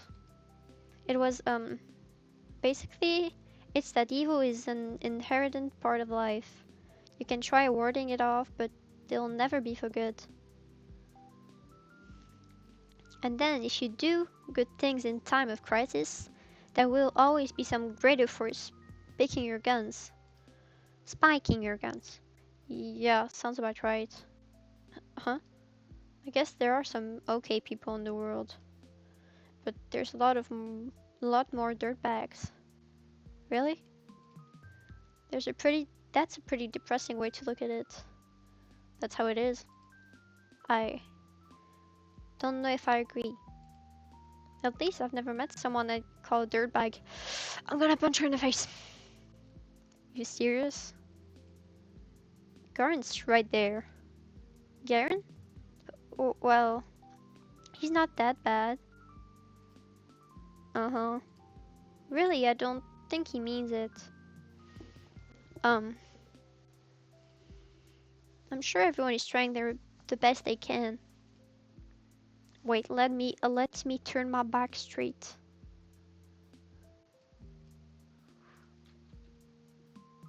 Vroom. Magic trick. Most people wouldn't want to cause anyone pain, right? I actually, I think that's something chemists and I agree on. Hmm. Yeah, right. If everyone's so nice, where's all the greater evil coming from? You think it's some natural phenomenon? No, of course not. There are things we perceive as painful in the moment, and there are really horrible, awful things happening every day. But I don't think it's right to call them evil. Evil's intentional. Those things don't come from bad intentions. Sadness, loneliness, misunderstanding, fear, but not evil. Uh, there was this famous judge, Dionysius something, from ancient Greece, I think. Anyway, he said evil is not a being, for if it were, it wouldn't be totally evil. Evil has no place among being. Okay, so Hitler's not evil? Uh, uh? Um, uh, that that's a rather extreme example, but it's not like he was born that way, was he? I mean, it wasn't his natural quality, I don't think. So, the point still stands. He grew up and became evil as hell. Evil exists. It's freaking everywhere. Just because there's a reason for it doesn't make it better. Of course not. I just don't know. I just don't like when it's described as something omnipresent. Omni what? It's like, doesn't matter. What I'm trying to say is, we aren't born with some big evil force inside us. I doubt the universe is any different. Um, what? The universe ain't a person. Of course it's different. Well, yes, it's not, I know that. But it is kind of being, right? Um, um, I mean, since every being is pure by default, so is the universe. Because it's the idea of being itself, right? And, I'm not making any sense, am I? You're not. Sorry. It's whatever. About what I expected. But what does that mean? You're weird. You say weird things. For a second I feel a lump rising in my throat. But then I realize something. Ira doesn't look annoyed with me. In fact, it's like she's not repulsed by me at all. I don't really get it, but must have been nice being able to think that way. Like everyone's good deep down. Like nobody would ever hurt someone on purpose. That's a sweet world you're living in. How'd you do it? If I were you, I'd be angry as hell. Aren't you pretty angry already? Angrier. Whoa. Even angrier. Yes. I'd be 100 times as pissed. Scary. You bet. I imagine Ira throwing 100 chairs. 100 chairs flying towards 100 Garens. Chairs flying, bow compasses swinging. Ira is like bodhisattva. Well, okay. Okay, focus. Ira is like a bodhisattva. Bodhisattva. Dozens of hands. Half of her holding furniture, half of her stationary. A halo of chairs and compasses. A halo drawn with a compass. Every new compass draws another halo. 100 times more compasses, 100 times more halos. Ira surrounded by 100 halos. We talk for a little while longer. Just idle chatter while she finishes her smoke. I tell her about some of the books I recently read. My impressions, my interpretations. I'm not exactly used to sharing those, so my thoughts come out sounding dumb and crumpled. She keeps listening though. Every time I say something, I search Ira's face for sign of boredom. Maybe I'm just not looking hard enough, but I can't find anything of the sort. Jeez. I feel so happy I might die. Gotta go. She puts out her cigarette butt. Oh, really? Yeah, plans. Ah, I understand. But, some of those novels sounded kinda interesting. I'll check them out if I don't forget. Really? Please let me know if you do. And, sorry for that stupid philosophy talk. Can you shut up with the freaking apologies? I just said thanks. Sorry. Art gives me a look so threatening I cut myself off. Right. Um, I hope you enjoy them. She nods in approval. Phew. Oh, and the books I read. They were, yes? Angelique. Huh? By Anne Golden. And Angelique? The romance series? Yeah, it's it's historical. It's not just lovey-dovey stuff, you know? I I know, my mom really liked them. They seem wonderful. I just I never got to reading them and I didn't really expect you to be into. They're fine. It's not like I'm a huge fan or anything. You're not? It's just that if you want to read something historical or whatever, they're alright. I'll. Okay, I'll remember that. Ira looks like she's about to say something else, but then turns on her heels and stomps away. See you. Uh, uh yes, see you around. Ira disappears down the street. There she goes again. My body leans against the frigid wall. My legs are weak. We talked. Ira and I really talked. I never would have guessed. It was even nicer than I imagined. And I had no idea. So she likes books like that, huh? Ira likes novels like that. It's so wonderful. It's really, really wonderful. Every new thing I learn about her is more wonderful than the last. I need to meet with her again. I want to talk more. Maybe next time she'll tell me a little more about herself. It kinda feels like I hogged the entire conversation now that I think back to it. That was really self-centered of me. Next time I'll have to ask Ira more questions. I'll ask her more about the book she likes.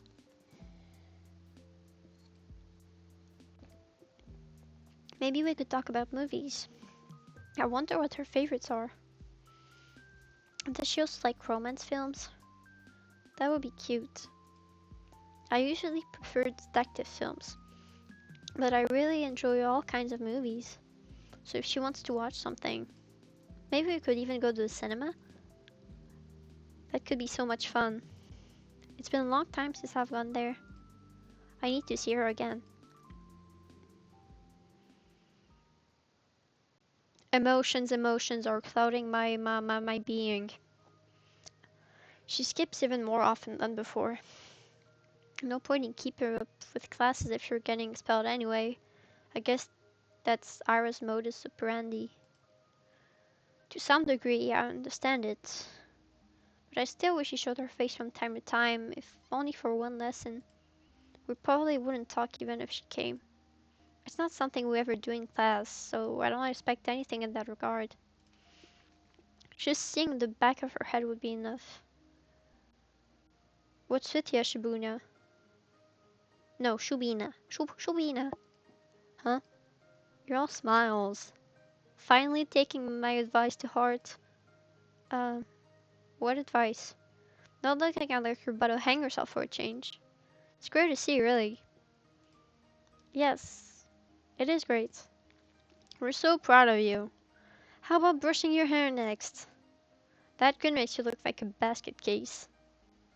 Thanks, Vadim. I'll do that. You're welcome. He grabs my English notebook off the table. Payment for my services. His friend chuckles along. I couldn't care less about that. Even though she isn't here today, I don't mind. I know we're going to see each other soon. I'm going to do everything to bump into Ira again. I'll walk the whole town up and down so that we see each other. I'll scour every corner of this place to find her. Perhaps I'm being overly reliant on the universe's kindness. At the end of the day, even if I walk all the possible routes, there's no guarantee I'll run into Ira. But I want to believe. No, I'm convinced the world is merciful. So if I try my hardest, maybe my efforts will be rewarded. Of course, it's an entitled way of thinking, but there's so little time left. Too little time. I need to make the most of it. I'll make as many memorable moments as I can while Ira's here. I'll make every encounter count. I'll fill this measly scrap of time with wonderful things. Ira! Hi! Okay. Uh, Jesus, it's you. She sighs with a mixture of relief and irritation. I barely hold in a giggle. I'm so glad to see her. It worked. It really worked. I spotted Ira between the rows of garages on the end of town. She was crouching down by the wooden wall, hugging a thermos with one hand and holding a cigarette in the other. What are you doing here? What does it look like? Um, Meditating? Wrong answer. Ira shakes her head and looks back at the ground. Huh. The rush of joy that had washed over me when I first noticed her began to dwindle. Now that I take a closer look, I don't think I've seen Ira curled up in this way before. Everything about her posture screams exhausted. But why out here? Are you okay? She mutters something. Huh? Hang me. What was that? She didn't quite. I didn't quite catch it. Take a tentative step towards her, but Ira's scowl stops me dead in my tracks. You spying on me now? But no, no. I was just walking here at a garage lot. Yes. She gives me a look of such contempt, it sends a shiver down my spine. I. Why? I. I'm not lying. Really. Um, I always take these walks after school. And going the same route gets boring over time, so sometimes I go through there. Or, or through the back barracks. Or a couple times I even went to the helipad. You know, the one that's over there. As I speak, I see R's expression slowly change from disdain to confusion. Ugh, this isn't right. We talked so nicely just a few days prior. Why then? Did she hear something bad about me? From who? I don't think she'll believe a word of Garen's. I mean, I usually stroll along the main street, or near the community center, but it'll get colder soon, you know? So, it's better to enjoy the outdoors while you can, right? Just keep speaking, hoping she'll stop being mad at me. I need to keep going, I need to keep talking, because that's what I wanted to do with her. I wanted to talk, and so I have to, because I couldn't waste this moment. We can recover from this. I can cheer her up, and we will clear everything up, and she won't think that I'm some creep. I just can't stand it. I can't bear having her glare at me in silence. And the views are really great here on the outskirts. The sky is bigger and you can see way into the tundra and uh, what I mean is I didn't think you'd be here. That's a lie. Well, more of a half truth.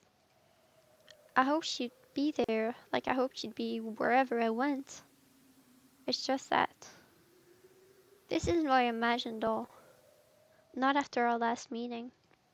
Not after everything. She's just staring at me. For a moment, her eyes soften, but then she closes them, as if just looking at me was wearing her out. She takes a drag and turns away from me. God. Can't I be alone for 5 minutes? I'm sorry. I wait for her to respond with something like, why are you apologizing again? Cut it out, or even just, whatever, it's fine. But she doesn't say anything. Um, I, I'm sorry. I, I'll be going then. Goodbye. Silence. I walk away. Cold winds blows in my face. The mounds of snow on garage roofs look smooth and soft. Then, when blizzard hit, they'll get completely buried. Let me drink for a moment. I am dehydrated.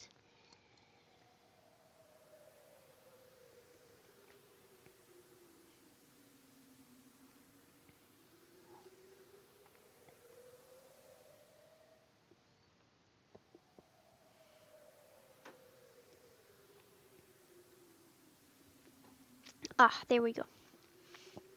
I am rehydrated.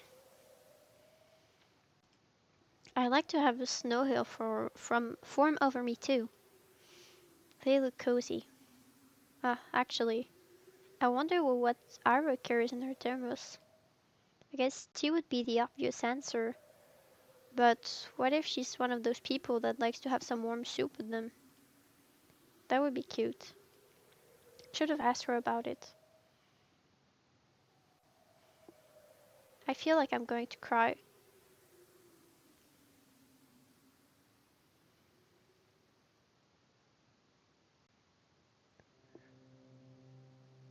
I hate her. Hey, you got any plans for New Year's? What plans? I'll be with my folks. No, I mean after that. My sister's going to a party with other upperclassmen. Oh, you serious? Think we could sneak in? No way, I don't want to hang out with her. Man, come on. They're gonna have those older girls there too, right? The ones from 10th grade?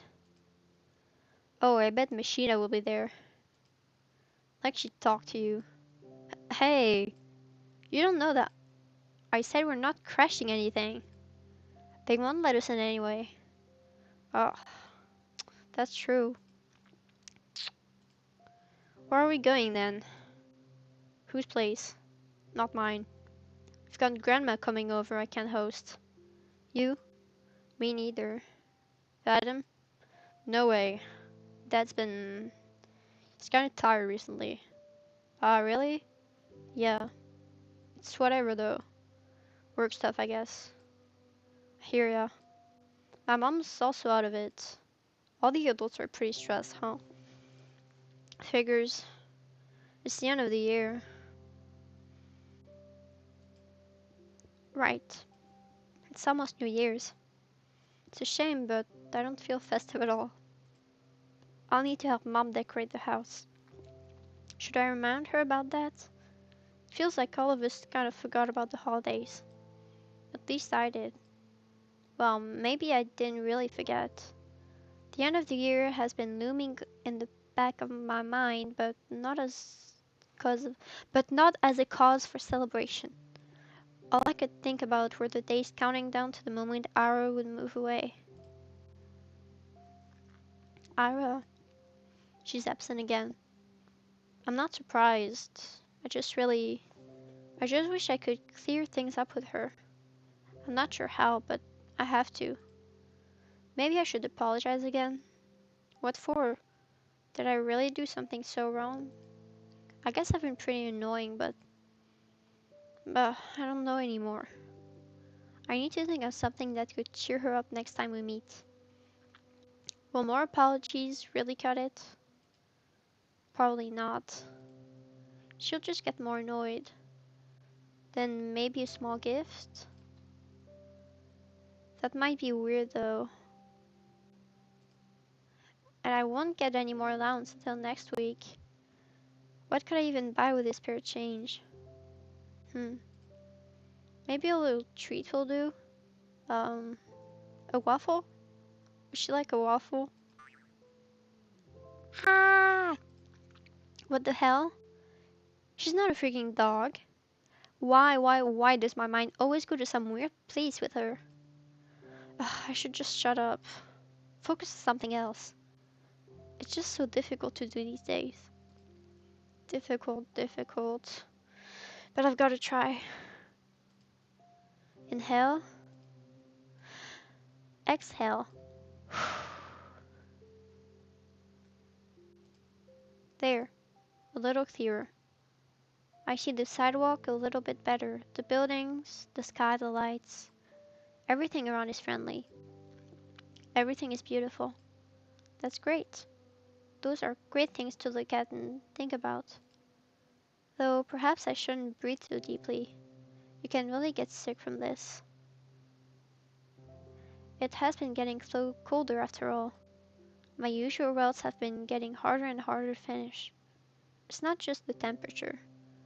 The paths on the outskirts get snowed over, so trudging through them tire me out really quickly. The winds are picking up too. Even when I cover myself up with a scarf, it feels as if my face is being pelted. I'm not meeting anyone out here in with blah blah blah blah blah. I'm not meeting anyone out here in this weather. I should have gone to the library today. What time is it? Maybe I can still make it. It closes at 6, so... No, for sure not. Oh well. They've already begun putting up New Year's decorations. Everything's lined with lights. Oh, and there's a pine tree near the community center. It's so tall. And bare for now. Well, I like it as is. The way that snow rests on its branches make it look so mighty. Alright, I'm getting into a bit of a festive mood. Wish the frost weren't so sprinkly, then I'd look around some more. The streets are empty, save for a couple of adults I saw walking down to the bar. Hard to imagine there would be a lot of people out on an evening like this. So why have I been meandering around like I've got nothing better to do? Every answer to this is embarrassing. The inside of our apartment block is warm and muddy orange. There's no elevator, but then again, it's only 5 floors. I make my way upstairs. An idea is forming in my head. An obvious solution to the problem I've been having. It's perfect. I have the perfect plan for the evening. There's our door. It's kind of uninviting, but that's just my opinion. I bet Dad's guests find it quite welcoming. Though, judging by how quiet it is, I turn the key and enter.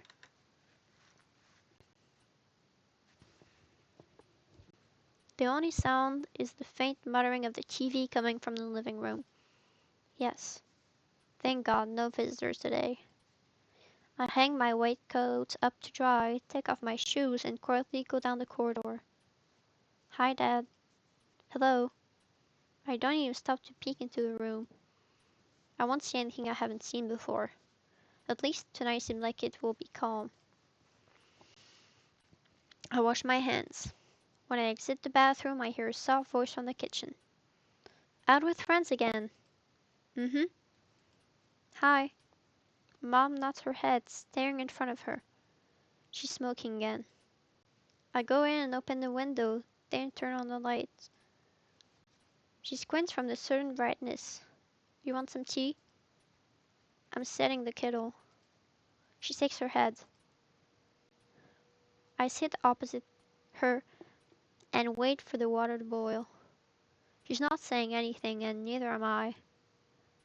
It's not awkward per se. I just pick at the oilcloth and swat away the smoke that occasionally drifts in my direction. We're both used to this kind of thing in our own way. Even so, I go to my room as soon as I fill up the teapot.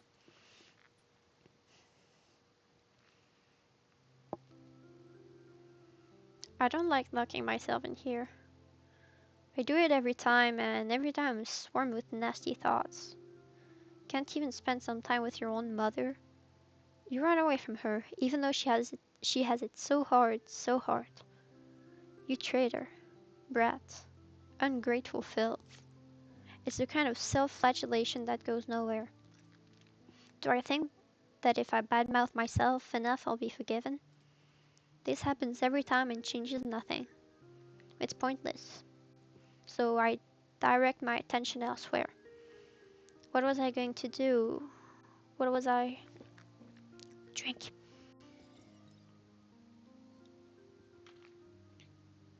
Oops. Oh, right. I pick up a pen and start flipping through my notebooks. Ira asked me to write a poem. Ah, just thinking back to it makes me so giddy. She said it. She told me she liked it. Ira likes my poem. Ha ha ha ha ha ha ha ha ha ha. Nobody has ever said that to me before. Well, Toshi did, but that was years ago. That poem, the one that Garen read. What did she like about it? Maybe I should have asked. Where was it? Oh, that's it. Сырая черная земля, не обнимай меня так нежно. Не рви наряд свой белоснежный и спи спокойно. Только я буду царапаться и биться, а иней пусть себе искрится. И пусть летят по небу птицы, и светит бледная заря. Oh, damn black earth, do not hold me so tenderly. Do not tear your snow-white attire, and sleep peacefully. I will scratch and I will beat, but frost will still glimmer, and birds will still fly across the sky, and the pale dawn will still shine. Ugh, it's so lame. I can't blame them for laughing. If anything, Garen was too nice. But at least she liked it. For some freaking reason, Ira liked it, so maybe it's not all bad. Maybe I can make something worthwhile. At least worthwhile in Ira's eyes. That's all I really need. She got angry at me the last time I saw her. I don't know why. I messed up a lot. I really messed up a lot. I thought she was in a bad mood because of me. But, I definitely didn't help. But now I will. Maybe if I do this, she won't be so mad anymore. I've been really trying since that day. The day she helped me with the diary. I've been trying, but I just can't get the words to float right. Today, though, I really want to do this today. I think I can do it. Huh. I'm like a kid that only does their homework when their parents yell at them. I don't even know when she will show up to school again. Bumping into her on the streets is a tough bet, especially with this weather. Well, I'll try anyway.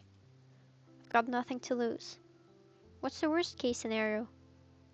Appreciating gorgeous scenery? Oh, heaven forbid. I'm gonna enjoy this to hell and back. And when I hand that poem to Ira, then it will all be worth it.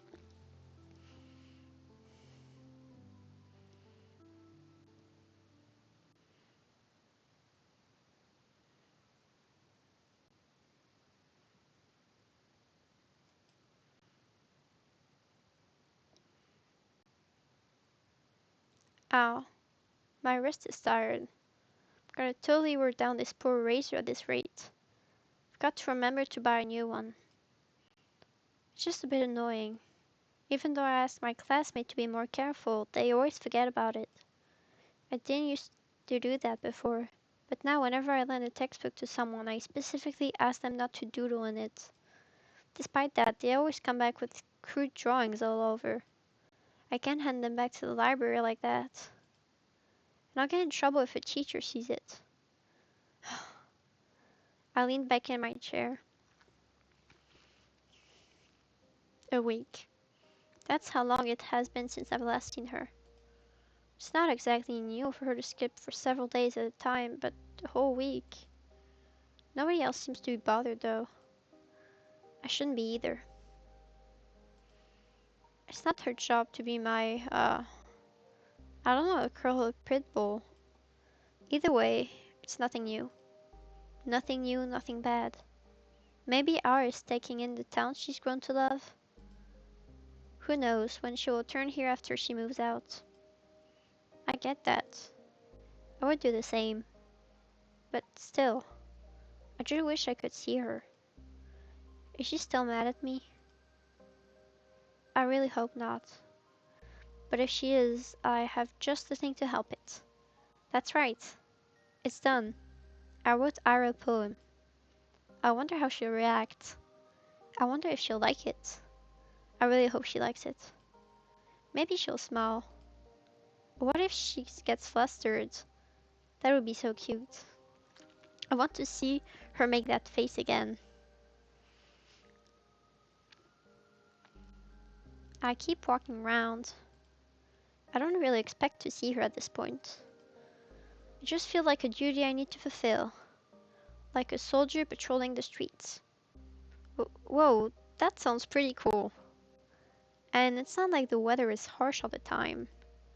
Real colds will settle in a couple of weeks. The wind can get annoying after a few hours, but aside from that, it's bearable. It's pretty. It's all good. The main road. The two residential streets. The community center. The helipad. The garages. The parking lot. The school. The stadium. The research center. The kindergartens. The barracks. I've seen it all 1,000 times. Perhaps somewhere deep down I am a little tired of this view. But I can't hate it. And I can't pretend like I won't miss it when it ceases to exist. When I finish school, I'll go to university. I'll tell everyone I'm from Vorkunta, not Vorkunta 5. Because Vorkunta 5 does not exist. People from Vorkunta 5 do not exist. The ones outside will ask me something about Vorkunta, the real Vorkunta, and I'll listen them with zero hesitation. If I couldn't do that, I wouldn't be allowed to leave at all. To leave Vorkunta 5, you have to deny its existence. I have to deny its existence no matter how much I want it to exist. I have to deny. I have to. I have to. But it's tough. So tough that I'm not sure I'll ever manage. Realistically, I'll probably slip up and blurt out something incoherent. I do slip up a lot. I hope I get better at it by then.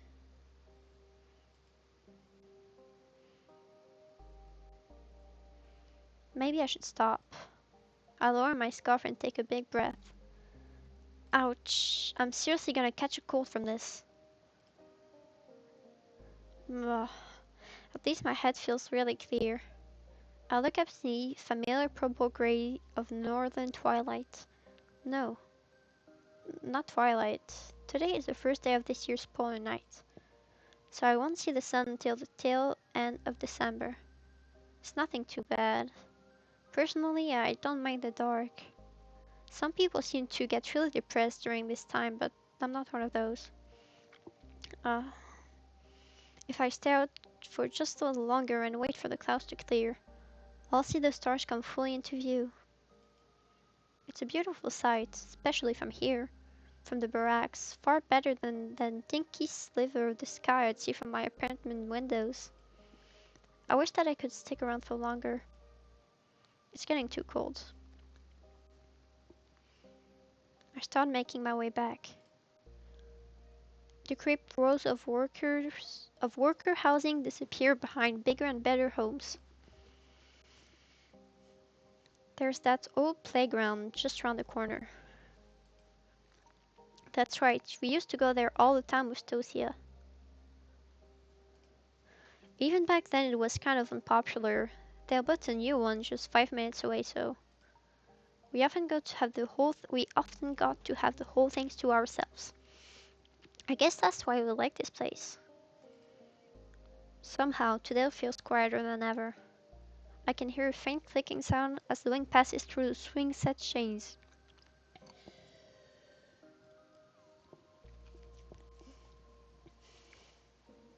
Uh, I slow down. There is a figure sitting on the frozen merry-go-round. A drunkard? No, we don't have those kind of people here. At least not out and about on the streets. And the frame doesn't seem like it belongs to a man either. I approached, gently making my way through the snow. My Valenki sink into it with almost no resistance, almost zero sound.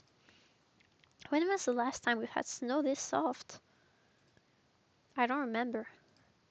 But perhaps I've stopped noticing the crunch of ice under my feet. Perhaps it's me being too focused on the person I've now recognized. It's Sarah.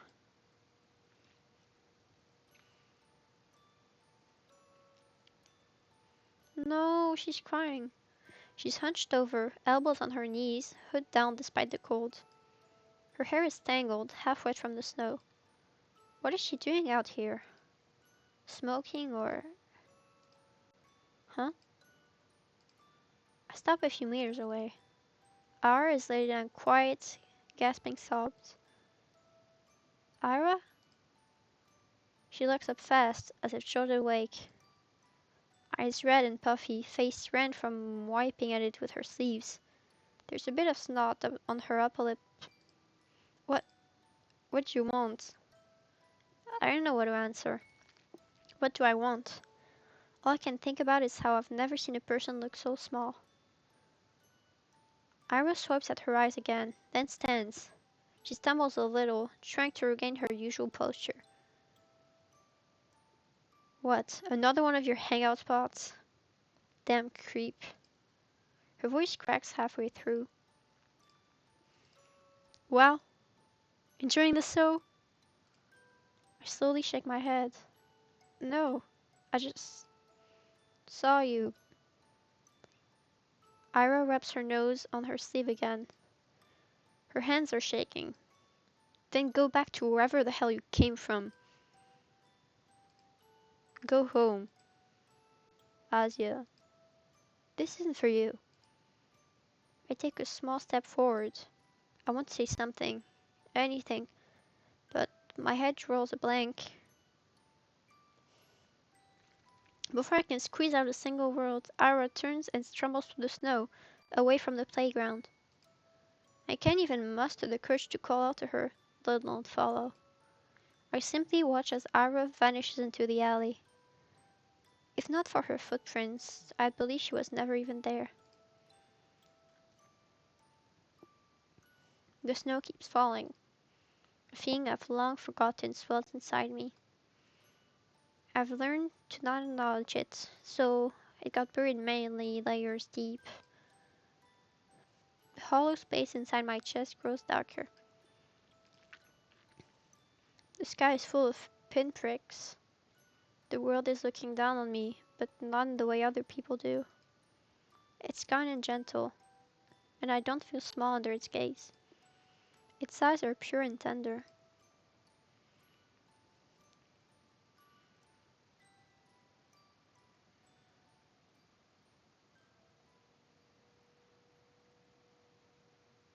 Emotions on my face, in my heart, in my stomach, emotions everywhere. Episode 1 and Marina, well, I'm sorry, Marina, but we'll leave you for next week, Marina.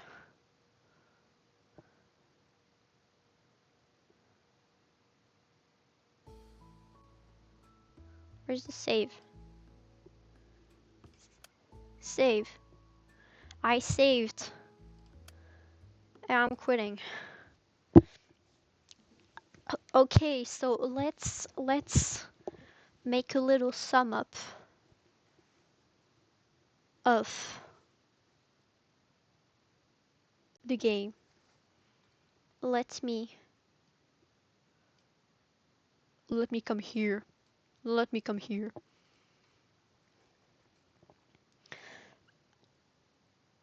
This game is something.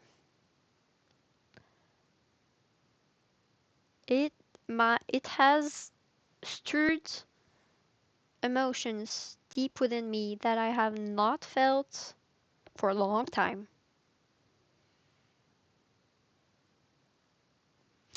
And I like it. Don't get me wrong, I like it. But it is hurting my mind. But I like it. So we're gonna play the end. But probably next week. So for next week's schedule, we'll probably have um the rest of Cemetery Girl that we played Wednesday and the episode 2 of this game. I don't know how many episodes there are. So I don't know.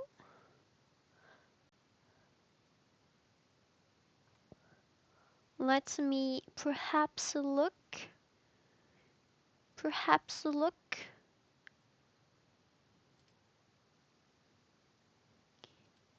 With roughly 7 to 8 hours. Okay, so I assume there's like 4 chapters. That is my assumption.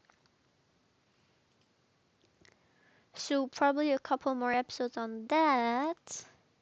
And on Cemetery Mary, the game is supposed to be 2 to 3 hours, but some people took like 8 hours to finish it. And there's multiple endings, so I don't know how long this one will last either. But anyways, this is the end.